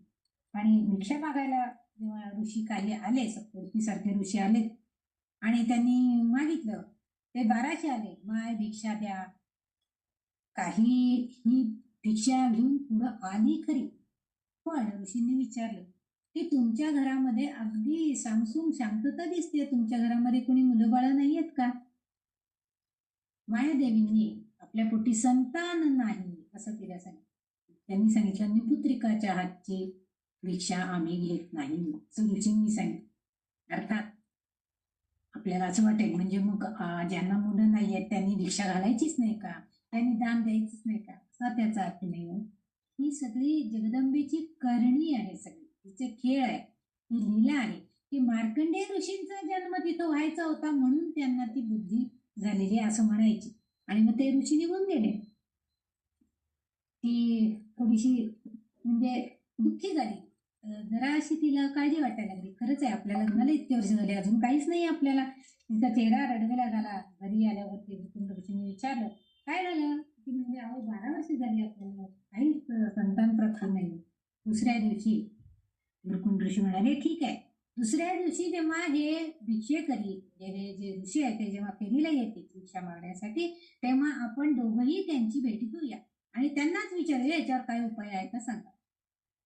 मग ठीक आहे म्हणाले. ऋषीगणांनी अंतर्ज्ञानानं त्यांनी आले, त्या ऋषींचे पाय धरले आणि सांगितलं आम्हाला 12 वर्ष झाली काहीच मुलबाळ झालं नाहीये, ह्याच्यावर काही उपाय आहे का.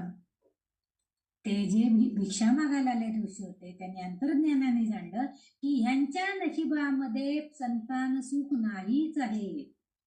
आणि असं असताना त्यांनी सांगितलं की तुम्ही जर शंभू महादेवाची शंभू कृपेशिवाय तुम्हाला संतान खरं तर तुमच्या नशिबात नाहीच आहे, पण शंभूची कृपा झाली त्याचं जर तुम्ही आराधना केली तर तुम्हाला नक्की मुलबाळ होणार आहे. आणि मग त्याच दिवसापासून दोघंही पती पत्नींनी शंभू कृपा संपादनासाठी तपश्चर्या सुरू केली. खरं तर तपश्चर्यानं महादेव प्रसन्न झाले आणि म्हणाले खरं तर तुमच्या नशिबात संतान प्राप्ती नाही आहे, परंतु ज्या आत्मीयतेनं तुम्ही दोघांनी जीवाभावानं ही जी माझी तपश्चर्या केली तर मला प्रसन्न होऊनच कर्म प्राप्त झालेलं आहे, म्हणून मी इथं अवतारित झालेलो आहे. तुम्हाला काय हवं आहे. ते म्हणाले अर्थात आम्हाला पुत्र हवा आहे. कसा हवा आहे पुत्र विचारलं तुम्ही.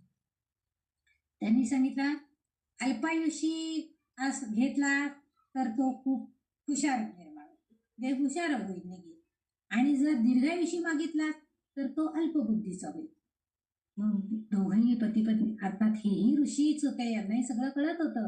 म्हणाले दीर्घायुष्य मागून घेऊन काय करायचंय, आपल्याला फक्त अपत्य सुखाची कल्पना करायची, अपत्य सुख अनुभवायचे, त्यासाठी आपल्याला पुत्र हवाय ना.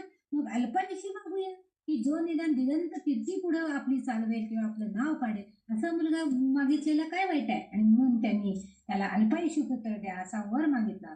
अवघड 15 वर्षाचं आयुष्य असलेलं हे मार्कंडेय ते पुत्र लाभला. तथास्तु असं म्हणून शंकर अंतर्धान पावले. पुढे यथावकाश मुकुंद ऋषी आणि ही माया यांच्या पोटी मार्कंडेय ऋषी जन्माला आले. यांनीच हा सप्तशती सारखा ग्रंथ लिहिलेला आहे. मार्कंडेय पुराणासारखं पुराण लिहिलेलं आहे.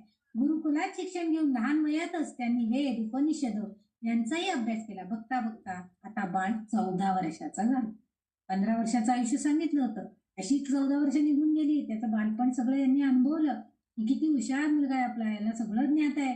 उपनिषद पुराण सगळं त्याला माहिती आहे. वेद यांनी इतक्या लहान वयात अभ्यासले. त्यांना आपल्या बालकाचं कौतुक वाटत होतं.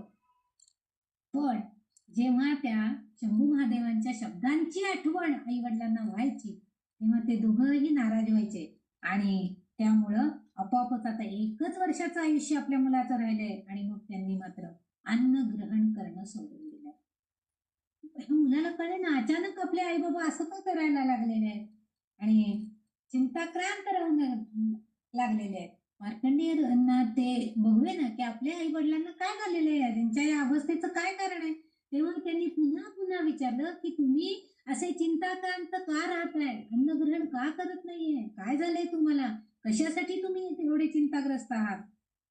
मग नाईलाजानं वडिलांनी त्याला सांगितलंय की त्याच्या आयुष्याचं भविष्य शंभू महादेवांनी सांगितलेलं आहे आणि की तू 15 वर्षाचाच फक्त तुला आयुष्य. आणि हे ऐकल्यावर मात्र मार्कंडेय ऋषी काय म्हणाले, किती सुंदर ते एवढासा 15 वर्षाचा बालक तो. आणि त्यांनी उत्तर दिलं, एवढंच म्हटले 15 वर्ष तरी अजून 1 वर्ष आहे ना मला आयुष्य, काय हरकत नाही. मी हे पुढचं 1 वर्ष इतकी तपश्चर्या करीन की त्या मृत्यूलाही मी जिंकून घेईन.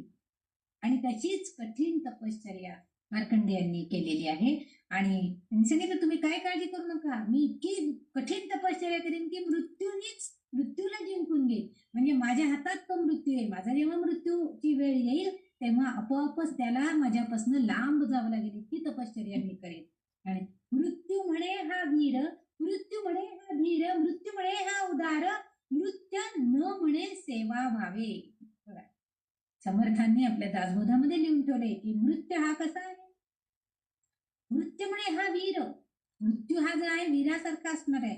हा धीर धरून आपण त्या मृत्यू म्हणजे बऱ्याच काळ वाट बघून मग आपलं सगळं आयुष्य संपलं की मग आपल्याला मृत्यू येणार.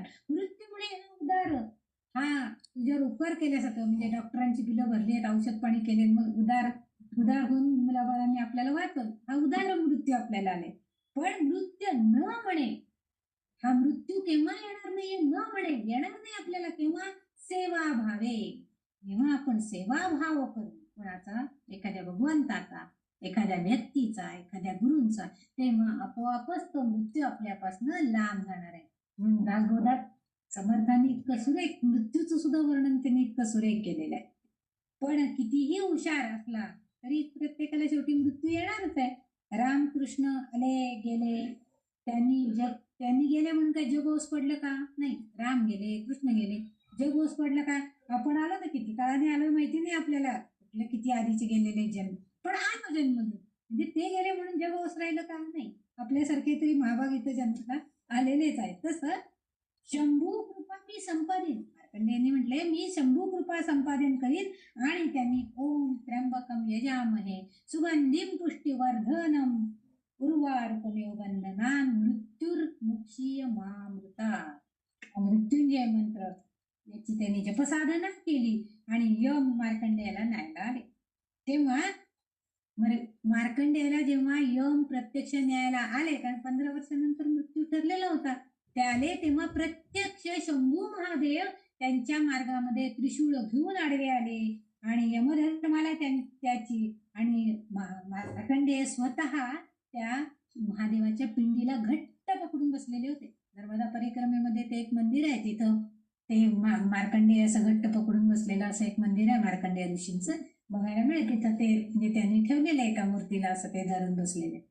तर ते जे आहे, आणि यमधर्माला त्याची आराधना बघून, त्याच्या भक्तीतील आर्तता पाहून आपोआपच परत फिरून जावे लागले. यमधर्म निघून गेलेले आहेत. म्हणजे मार्कंडेयाचं आयुष्य आता वाढलं. याच मार्कंडेय ऋषींच्या सप्तशती ग्रंथातील ही कथा आहे. प्रत्यक्ष आपण त्या सुरथ राजांनी भविष्यास याला सुमेध ऋषींना जे सांगितलं त्याच्यानुसार त्यांनी ही सप्तशतीच्या ग्रंथाची रचना कुणी केली, काय आहे त्याच्यामध्ये ते सांगितलं. त्यांनी सांगितलं की विष्णू भगवंत योग निद्रेमध्ये क्षीरसागरामध्ये पोहोचले आहे आणि नागराजांच्या वासुकीच्या शय्येवरती, आणि त्यांच्या कानामधून मधु आणि कैटभ दैत्य बाहेर आलेले आहे. आणि हे दैत्य जे निर्माण झालेले आहेत ते खूप प्रबळ आहेत आणि ते प्रजेला खूप त्रास द्यायला सुरुवात केली आहे त्यांनी. ब्रह्मदेवांना त्या दोन्ही दैत्यांच्या ताकदीची किंवा त्यांच्या सामर्थ्याची कल्पना आली होती आणि त्यांनी मग महामायेची स्तुती करायला आरंभ केला. आपल्याला देवी महात्म्यामध्ये सगळ्यांनी स्तुती केलेले श्लोक आहेत. ब्रह्मदेवांनी केली आहे आणि शंकरांनी केलेली आहे. जगदंबेची स्तुती केली त्यांनी, कारण विष्णूचे निद्रा संमोहनाचे पटल जे आहे ते काढून घेतलं जायला पाहिजे होतं. कारण ते जे निद्रेचं योग निद्रेचं पटल विष्णूंच्या वरती संमोहनाद्वारे आलेल्यासारखं होतं, त्याच्यातनं त्यांना जागं करणं भाग होतं. आणि म्हणून त्यावेळेस या ब्रह्मदेवांनी तिची स्तुती, जगदंबेची स्तुती करायला आरंभ केला.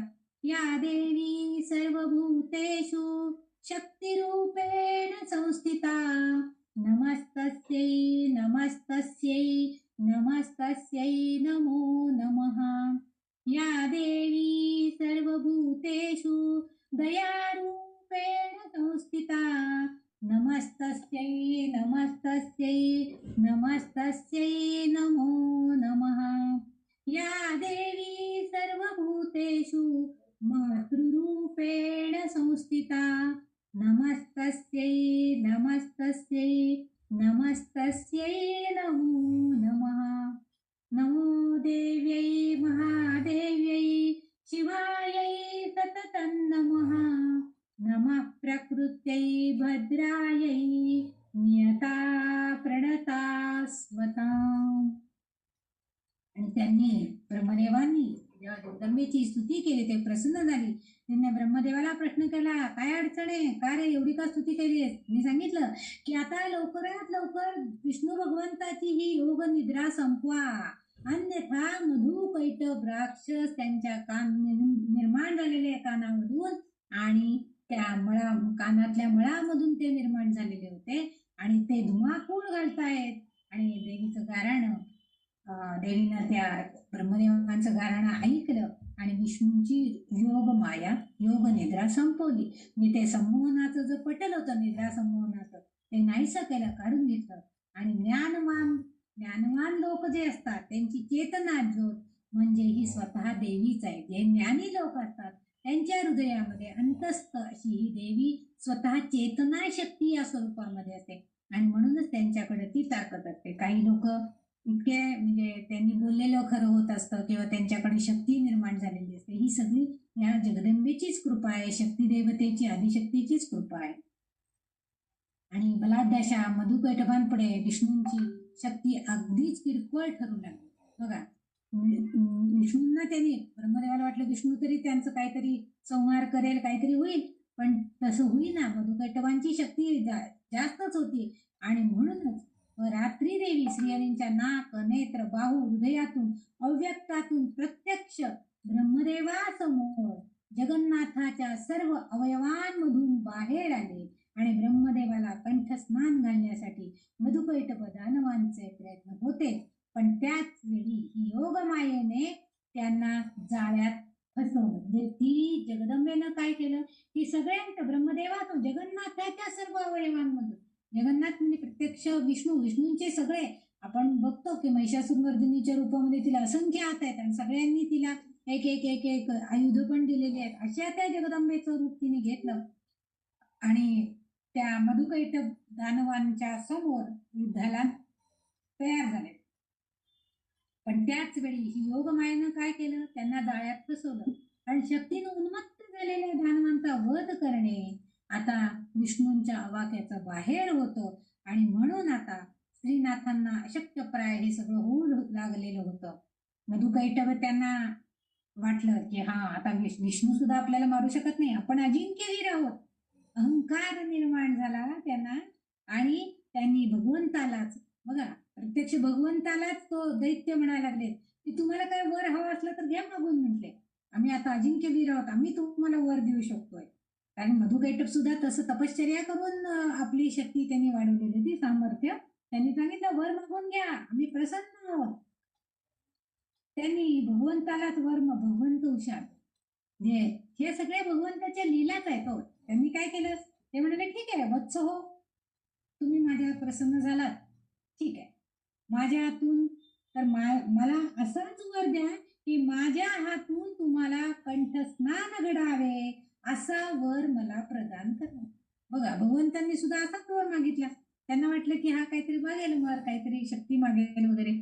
त्यांनी म्हणले नाही, असाच वर द्या की माझ्या हातूनच तुम्हाला मरण यावं आणि मला असा वर प्रदान करा. आपणाकडे काय दुसरं मी मागणार आहे, मला हेच हवंय की तुमचा नाश व्हायला पाहिजे. वचनात हे दोघेही दैत्य अडकले होते, कारण बोलले होते की वर मागा, बोलण्यामध्ये अडकले. वचन दिलं होतं, प्राण जाये पर वचन न जाये, अशी त्यांची अवस्था होऊन गेली होती. त्यांना प्राण गमवावे लागले. त्यांनी पण काय अट घातली बघा, हुशार आहेत. जे आपण म्हणतो ना की वाराला प्रतिवार, तसं त्यांनी पण काय सांगितलं, ते म्हणाले भगवंता ठीक आहे तू आम्हाला मार, काही हरकत नाहीये, पण कुठं मारायचं, कसं मारायचं, जिथं पाण्यानं संपूर्ण परिसर वेढलेला आहे आणि अशा कोरड्या स्थळी तू आम्हाला कंठस्नान घालायचं. बघा संपूर्ण पाण्याने वेढलेला भाग आहे आणि त्याच्यामध्ये असणारं कोरडं ठिकाण, अशा ठिकाणी तू मला कंठस्नान घालायचंय असं सांगितलं त्याने. भगवंताने भगवतीच्या चैतन्य शक्तीच्या योगानं विराट रूप धारण केलं. हे भगवंताला ही आदिशक्तीनं आपली चैतन्य शक्ती बहाल केली आणि वरती योगमायेनं आधी यांना हा अहंकार पुरवायला मदत केलेली होती. आणि आता तिची योगमायेनं तिने काय केलेलं आहे की त्यांना आपली चैतन्य शक्ती दिली आणि भगवंताने विराट रूप धारण केलं आणि त्यांना त्या दोघही दैत्यांना आपल्या मांडीवर घेतलं आणि सुदर्शन चक्रानं त्यांचं शिर उडवून त्यांचा वध केला. म्हणजे चौबाजूने पाणी आहे आणि भगवंताची मांडी काय कोरडीच होती. म्हणजे त्यांनी सांगितलं की कोरड्या ठिकाणी मला आमचा वध करा असं त्यांनी मागितलं होतं. त्याप्रमाणे त्यांनी अशी ही भगवती देवी तिने मधुकैटभाच्या त्रासातून भक्तांना सोडवलं. भक्ताच्या हाकेला ती धावून आली. दैत्यनाश हेच तिचं खरं कार्य होतं. तिचं स्वरूप हे कशासाठी होतं, हे कार्य करण्यासाठीच होतं की दैत्यांचा नाश करायचा. असंख्य देवदेवता जेव्हा संकटात असतात तेव्हा त्यांच्या मदतीला ती धावून येते. प्रसंगी 18 भुज धारण करते, भक्तांना अभय देते.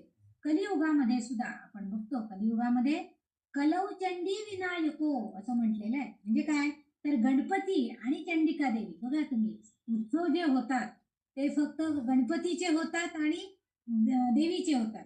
देवीचा नवरात्र उत्सव असतो आणि गणपतीचा पण उत्सव असतो. ठिकठिकाणी गणपती बसतात, ठिकठिकाणी देवी बसतात. या दोन्ही म्हणजे विना कलौचंडी विनायको, कला करणारी, खेळ करणारी अशी ही चंडिका, अशी ही देवी आहे. हिचीच पूजा आता कलियुगामध्ये केली जाते. तसंच विनायकाची सुद्धा म्हणजे गणपतीची सुद्धा केली जाते. म्हणजे नवरात्र उत्सव वगैरे मोठ्या प्रमाणावर यांचेच उत्सव आपण बघायला पाहिजे. 2 दानवांचे घनघोर युद्धामध्ये देवेंद्र आणि महिषासूर यांच्यात सुद्धा आता पुढे महिषासूर निर्माण झाला. सगळ्यांना महिषासूर म्हणजे त्या महिषीच्या ह्याच्यापासून वगैरे ते सगळ्या कथा सगळ्यांना माहित आहे. तर त्या महिषासुराचं आता घनघोर युद्ध सुरू झालं. महिषासुराने प्रचंड सेना पाठवली, पण देवीने आपल्या दैवी गुण सामर्थ्यामुळे दिव्य पराक्रम करून विशाल असा युद्ध सोहळा करून राक्षस सेनेवर अद्भुत असा विजय प्राप्त करून दिला. आता त्या महिषासुराला वाटलं की आपल्याला वाटलं तर आपली सेना इतकी पराक्रमी आहे, आपल्यापर्यंत तिला यावंच लागणार नाही, ती सेना तिचा मत करेल किंवा तिचा नाश करेल. पण तसं झालं नाही.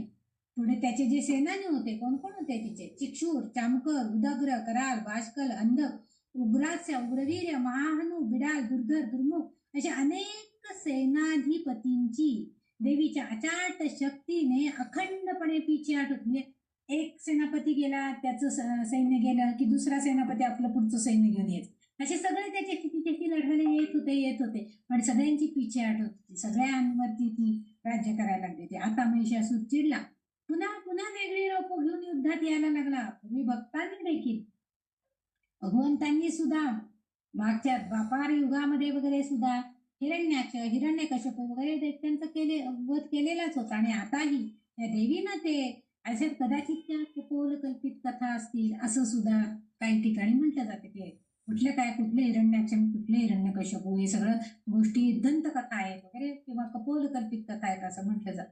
पण आत्ताच्या कलियुगाच्या बाबतीमध्ये जर थोडासा विचार केला तर हिरण्याक्ष हा जो शब्द आहे, हा शब्द मला फार आवडला. हिरण्याक्ष म्हणजे काय? हिरण्य म्हणजे सोनं, अक्ष म्हणजे डोळे.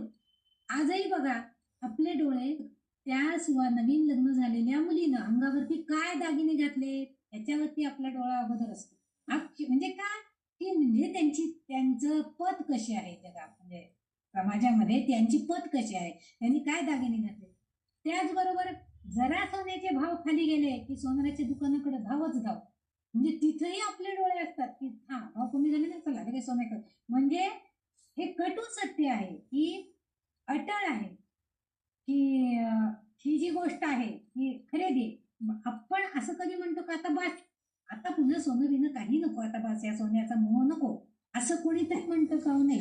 माझ्या सुनांना होईल, माझ्या नातवांना होईल, माझ्या मुलीला होईल, असं करत आपण हळूहळू वाढवत जातो. म्हणजे त्या हिरण्याक्ष जो होता त्याच्यासारखी आपली अवस्था आहे. आपलं सुद्धा त्यावर डोळा आहे की ते जमवून ठेवायचं, ते करायचं, अशी आपली सुद्धा अवस्था आहे. म्हणजे हव्यास हा आपला कधीच संपत नाही. आता हे सोन्याच्या बाबतीत मी सांगितलं, तसाच हिरण्याक्ष आपल्या सुद्धा मनामध्ये असतो. पण त्याचा नाश करायचं आपल्या हातात आहे. ते कसं? तर भगवतीची आराधना करून. युधिष्ठिरांना यक्षानं प्रश्न केला होता की सगळ्यात सत्य काय आहे ते सांगा. यक्षाने विचारलेला हा प्रश्न त्यांनी सांगितलं की मृत्यू हा सगळ्यात सत्य गोष्ट आहे की नाही. खरंच जन्म हा जरी सत्य असला तरी मृत्यू पण तितकंच सत्य आहे की येणारच आहे तो कधीतरी. म्हणजे मरे एक ज्याचा दुजा शोक आहे, हे अटळ आहे. मृत्यू हा अटळ आहे. एक मेला त्याचा थोडा वेळ शोक करतील, पुन्हा आपल्या कार्याला जायलाच पाहिजे ना, ते सोडून करणार आहे का? नाही. आपला जीवन व्यवहार, देहाचे व्यवहार करायलाच पाहिजे. त्यामुळं गेलेल्याचा फुका शोक करीत आपण अमर असल्यासारखं आपण जे वागतोय हे सत्य आहे, पण ते कटू सत्य आहे. आपल्याला वाटतं तो गेला पण आपण अमर आहोत, आता आपल्याला छान, तो गेला जाऊ दे, आता पुढचं आपलं आयुष्य छान आहे असं आपल्याला वाटतं. पण कदाचित 2 दिवसांनी आपलंही तेच होणार आहे. म्हणजे हे कटू सत्य आपल्याला माहित नसतं. आपल्याला वाटत असतं अमरपट्टा घेऊन आलेलो आहोत आपण, आपल्याला काही मृत्यू नाहीये. आणि हा अमरपट्टा मानवाला कधीच नाही हो. जन्म आला म्हणजे मृत्यू हा नक्कीच आहे. पृथ्वीवर असंच हे महिषासुराचं साम्राज्य वाढतच होतं. सर्व देवतांना आता खूप त्रासदायक सगळं व्हायला लागलं. तर सगळे एकत्रित झाले, हतबल झाले आणि देवाधिक उच्छ्वास सोडू लागले. आता उच्छ्वास म्हणजे हतबल झाल्यावरती आपण हताश होतो आणि आपले जोराचे श्वासोच्छ्वास सुरू होतात. तसं देवांची अवस्था झाली. आणि मग त्यांनी त्यांच्या श्वासातून नारी रूपातील एक तेजस्वी अशी दुर्गा माता प्रगट केलेली. आणि ही दुर्गा माता, तिचे डोळे म्हणजे जणू चंद्र सूर्य असं तिचं तेज होतं. ती सामर्थ्यशाली वाटत होती. तिला बघितल्यावर सर्व देवांनी साष्टांग नमस्कार तिला घातला आणि महिषासूर मातला आहे, त्याच्या त्रासातून आमची सुटका कर असं त्या भगवतीला सगळेजण शरण गेले. तिने मान्य केलं. आता चैतन्यमयी भगवतीला सर्व देवांनी आपली सगळी एक शस्त्रास्त्र अर्पण करून तिची पूजा केली. म्हणजे यत्र नार्यस्तु पूज्यन्ते रमन्ते तत्र देवता असं म्हटलं जातं. म्हणजे जिथं नारीचा सन्मान केला जातो तिथंच देवाचा खरा वास असतो. म्हणजे ज्या घरामध्ये स्त्रीला काहीच किंमत नाही, तिला काही सांगायचं नाही, तिला काही विचारायचं नाही, तिच्या कुठल्याही मताला किंमत नाही, अशा ठिकाणी देवी किंवा देव वास करत नाही. देव नसतात म्हणजे देवांची शुभ कल्याणकारी असं काही होऊ शकत नाही. म्हणून नारी लोक म्हणजे स्त्रियांना सन्मान हा केलाच पाहिजे. कारण प्रत्यक्ष हे सगळे देव देवता त्यांनी सुद्धा तिची पूजा केलेली आणि तिला आपल्याजवळ असणारी शस्त्र सगळे दिले. विष्णूने सुदर्शन चक्र, इंद्राने वज्र, शंकराने त्रिशूळ, वरुणाने शंख, वायूने बाण, प्रजापतीने स्फटिकाची माळ दिली, ब्रह्मदेवाने कमंडलू आणि अशी अनेक शस्त्रास्त्रे तिने धारण केली. आकाश पाताळ एक करणारे तिचे प्रचंड रूप बनलेले आहे. आकाश पाताळ एक करणं म्हणजे महाविराट रूप तिने घेऊन टाकलेले आहे. आकाश आणि पाताळ एवढं प्रचंड तिने आपलं स्वरूप प्रगट केलंय. सिंहासारखं प्रचंड असं वाहन घेऊन ती महिषासुराबरोबर युद्ध करायला तयार झाली. आता रक्षण करणं हेच तिचं काम आहे. परित्राणाय साधूना विनाशायच दुष्कृताम. इथं साधू म्हणजे चांगले विचार. आता तो महिषासूर चांगल्या विचारांचा नव्हता, तो सगळ्यांना छळत होता आणि त्याचा नाश करायला, परित्राण करायला, त्याचा नाश करण्यासाठी तिला प्रत्यक्ष रक्षक बनावं लागलं, रक्षकाचं काम करावं लागलेलं आहे. आणि भगवंत तशीच भगवती ही तेच करते, भक्तांचं संकट हरण करते आणि आपल्या सगळ्यांना सर्वे सुखिना संतु सर्वे संतु निरामया असा वरही देते की तुमची सगळी संकट मी हरण करीन, तुम्ही मला चरण आलात ना, आता काळजी करू नका, सर्वे सुखिना संतु सर्वे संतु निरामय, तुमचं आयुष्य निरामय असणार आहे आणि सगळी सुख तुम्हाला मिळतील. अशी भगवती तिला महिषासुराने निरोप पाठवला. बघा, अजूनही महिषासुराच्या अंगामध्ये सगळं सैन्य गेलंय तरी सुद्धा अजून कुमकुमी होतीच. आणि निरोप पाठवला, हे त्रिपुर सुंदरी, मी सर्व जगाचा स्वामी बनलोय, तर आता तू माझ्याशी लग्न कर. भगवती म्हणे, हुशार होती ती, म्हणजे ठीक आहे, काय हरकत नाही, पण मला युद्धात हरवणार आहे ना, त्याच्याशीच मी माळ घालते, त्याच्याशीच मी लग्न करेन. तर मी शूर आहेच आणि माझ्या शूरपणाचा दर्प, अहंकार जो मला झालेला आहे तो नाहीसा करणारा असा शूरवीर मला पती म्हणून हवाय. बघा, तिने सुद्धा किती छान उत्तर दिलेलं आहे की तिला म्हणते की मी शूर आहे, तुम्ही पण शूर असाल, परंतु माझ्या शूरपणाचं आव्हान स्वीकारून माझा अहंकार नष्ट करणारा जो असेल त्याच्याशीच मी लग्न करणार आहे. युद्धात हरवणाऱ्याला मी माळ घालणार. महिषासुराने ऐकलं, संतापला. त्याने आधी आपली सगळी सेना पाठवलीच होती, त्यातील राक्षस म्हणजे आपल्यातील षडरिपू. आता इथं फार सुंदर आपण लक्षात घेतलं पाहिजे की महिषासुर म्हणजे कोण आहे, तर त्याची ती सेना सगळी जी होती ती आधी गेली आहे. म्हणजे ते राक्षस स्वरूपाचे सगळेजण आहेत. महिषासुर हा सुद्धा एक राक्षस आहे, असुर आहे तो, आणि तो राक्षस म्हणजे आपल्यातील षडरिपू, काम, क्रोध, मोह, लोभ, मद, मत्सर हे आपल्यातच आहे.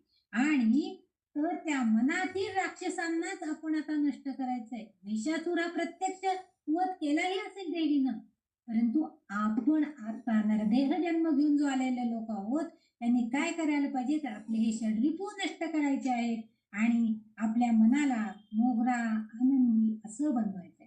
महिषासुरानं अनेक रूपात रेडा, गज, सिंह, म्हैस अशी पुष्कळ रूप घेतली आणि तिच्यावरती दगडांचा सुद्धा मारा केला. पण देवी त्याला म्हणत होती, जोपर्यंत माझं सुरापान चालू आहे तोपर्यंत तुला हवी तेवढी मस्ती कर, नंतर मी तुला कंठस्नान घालणारच आहे.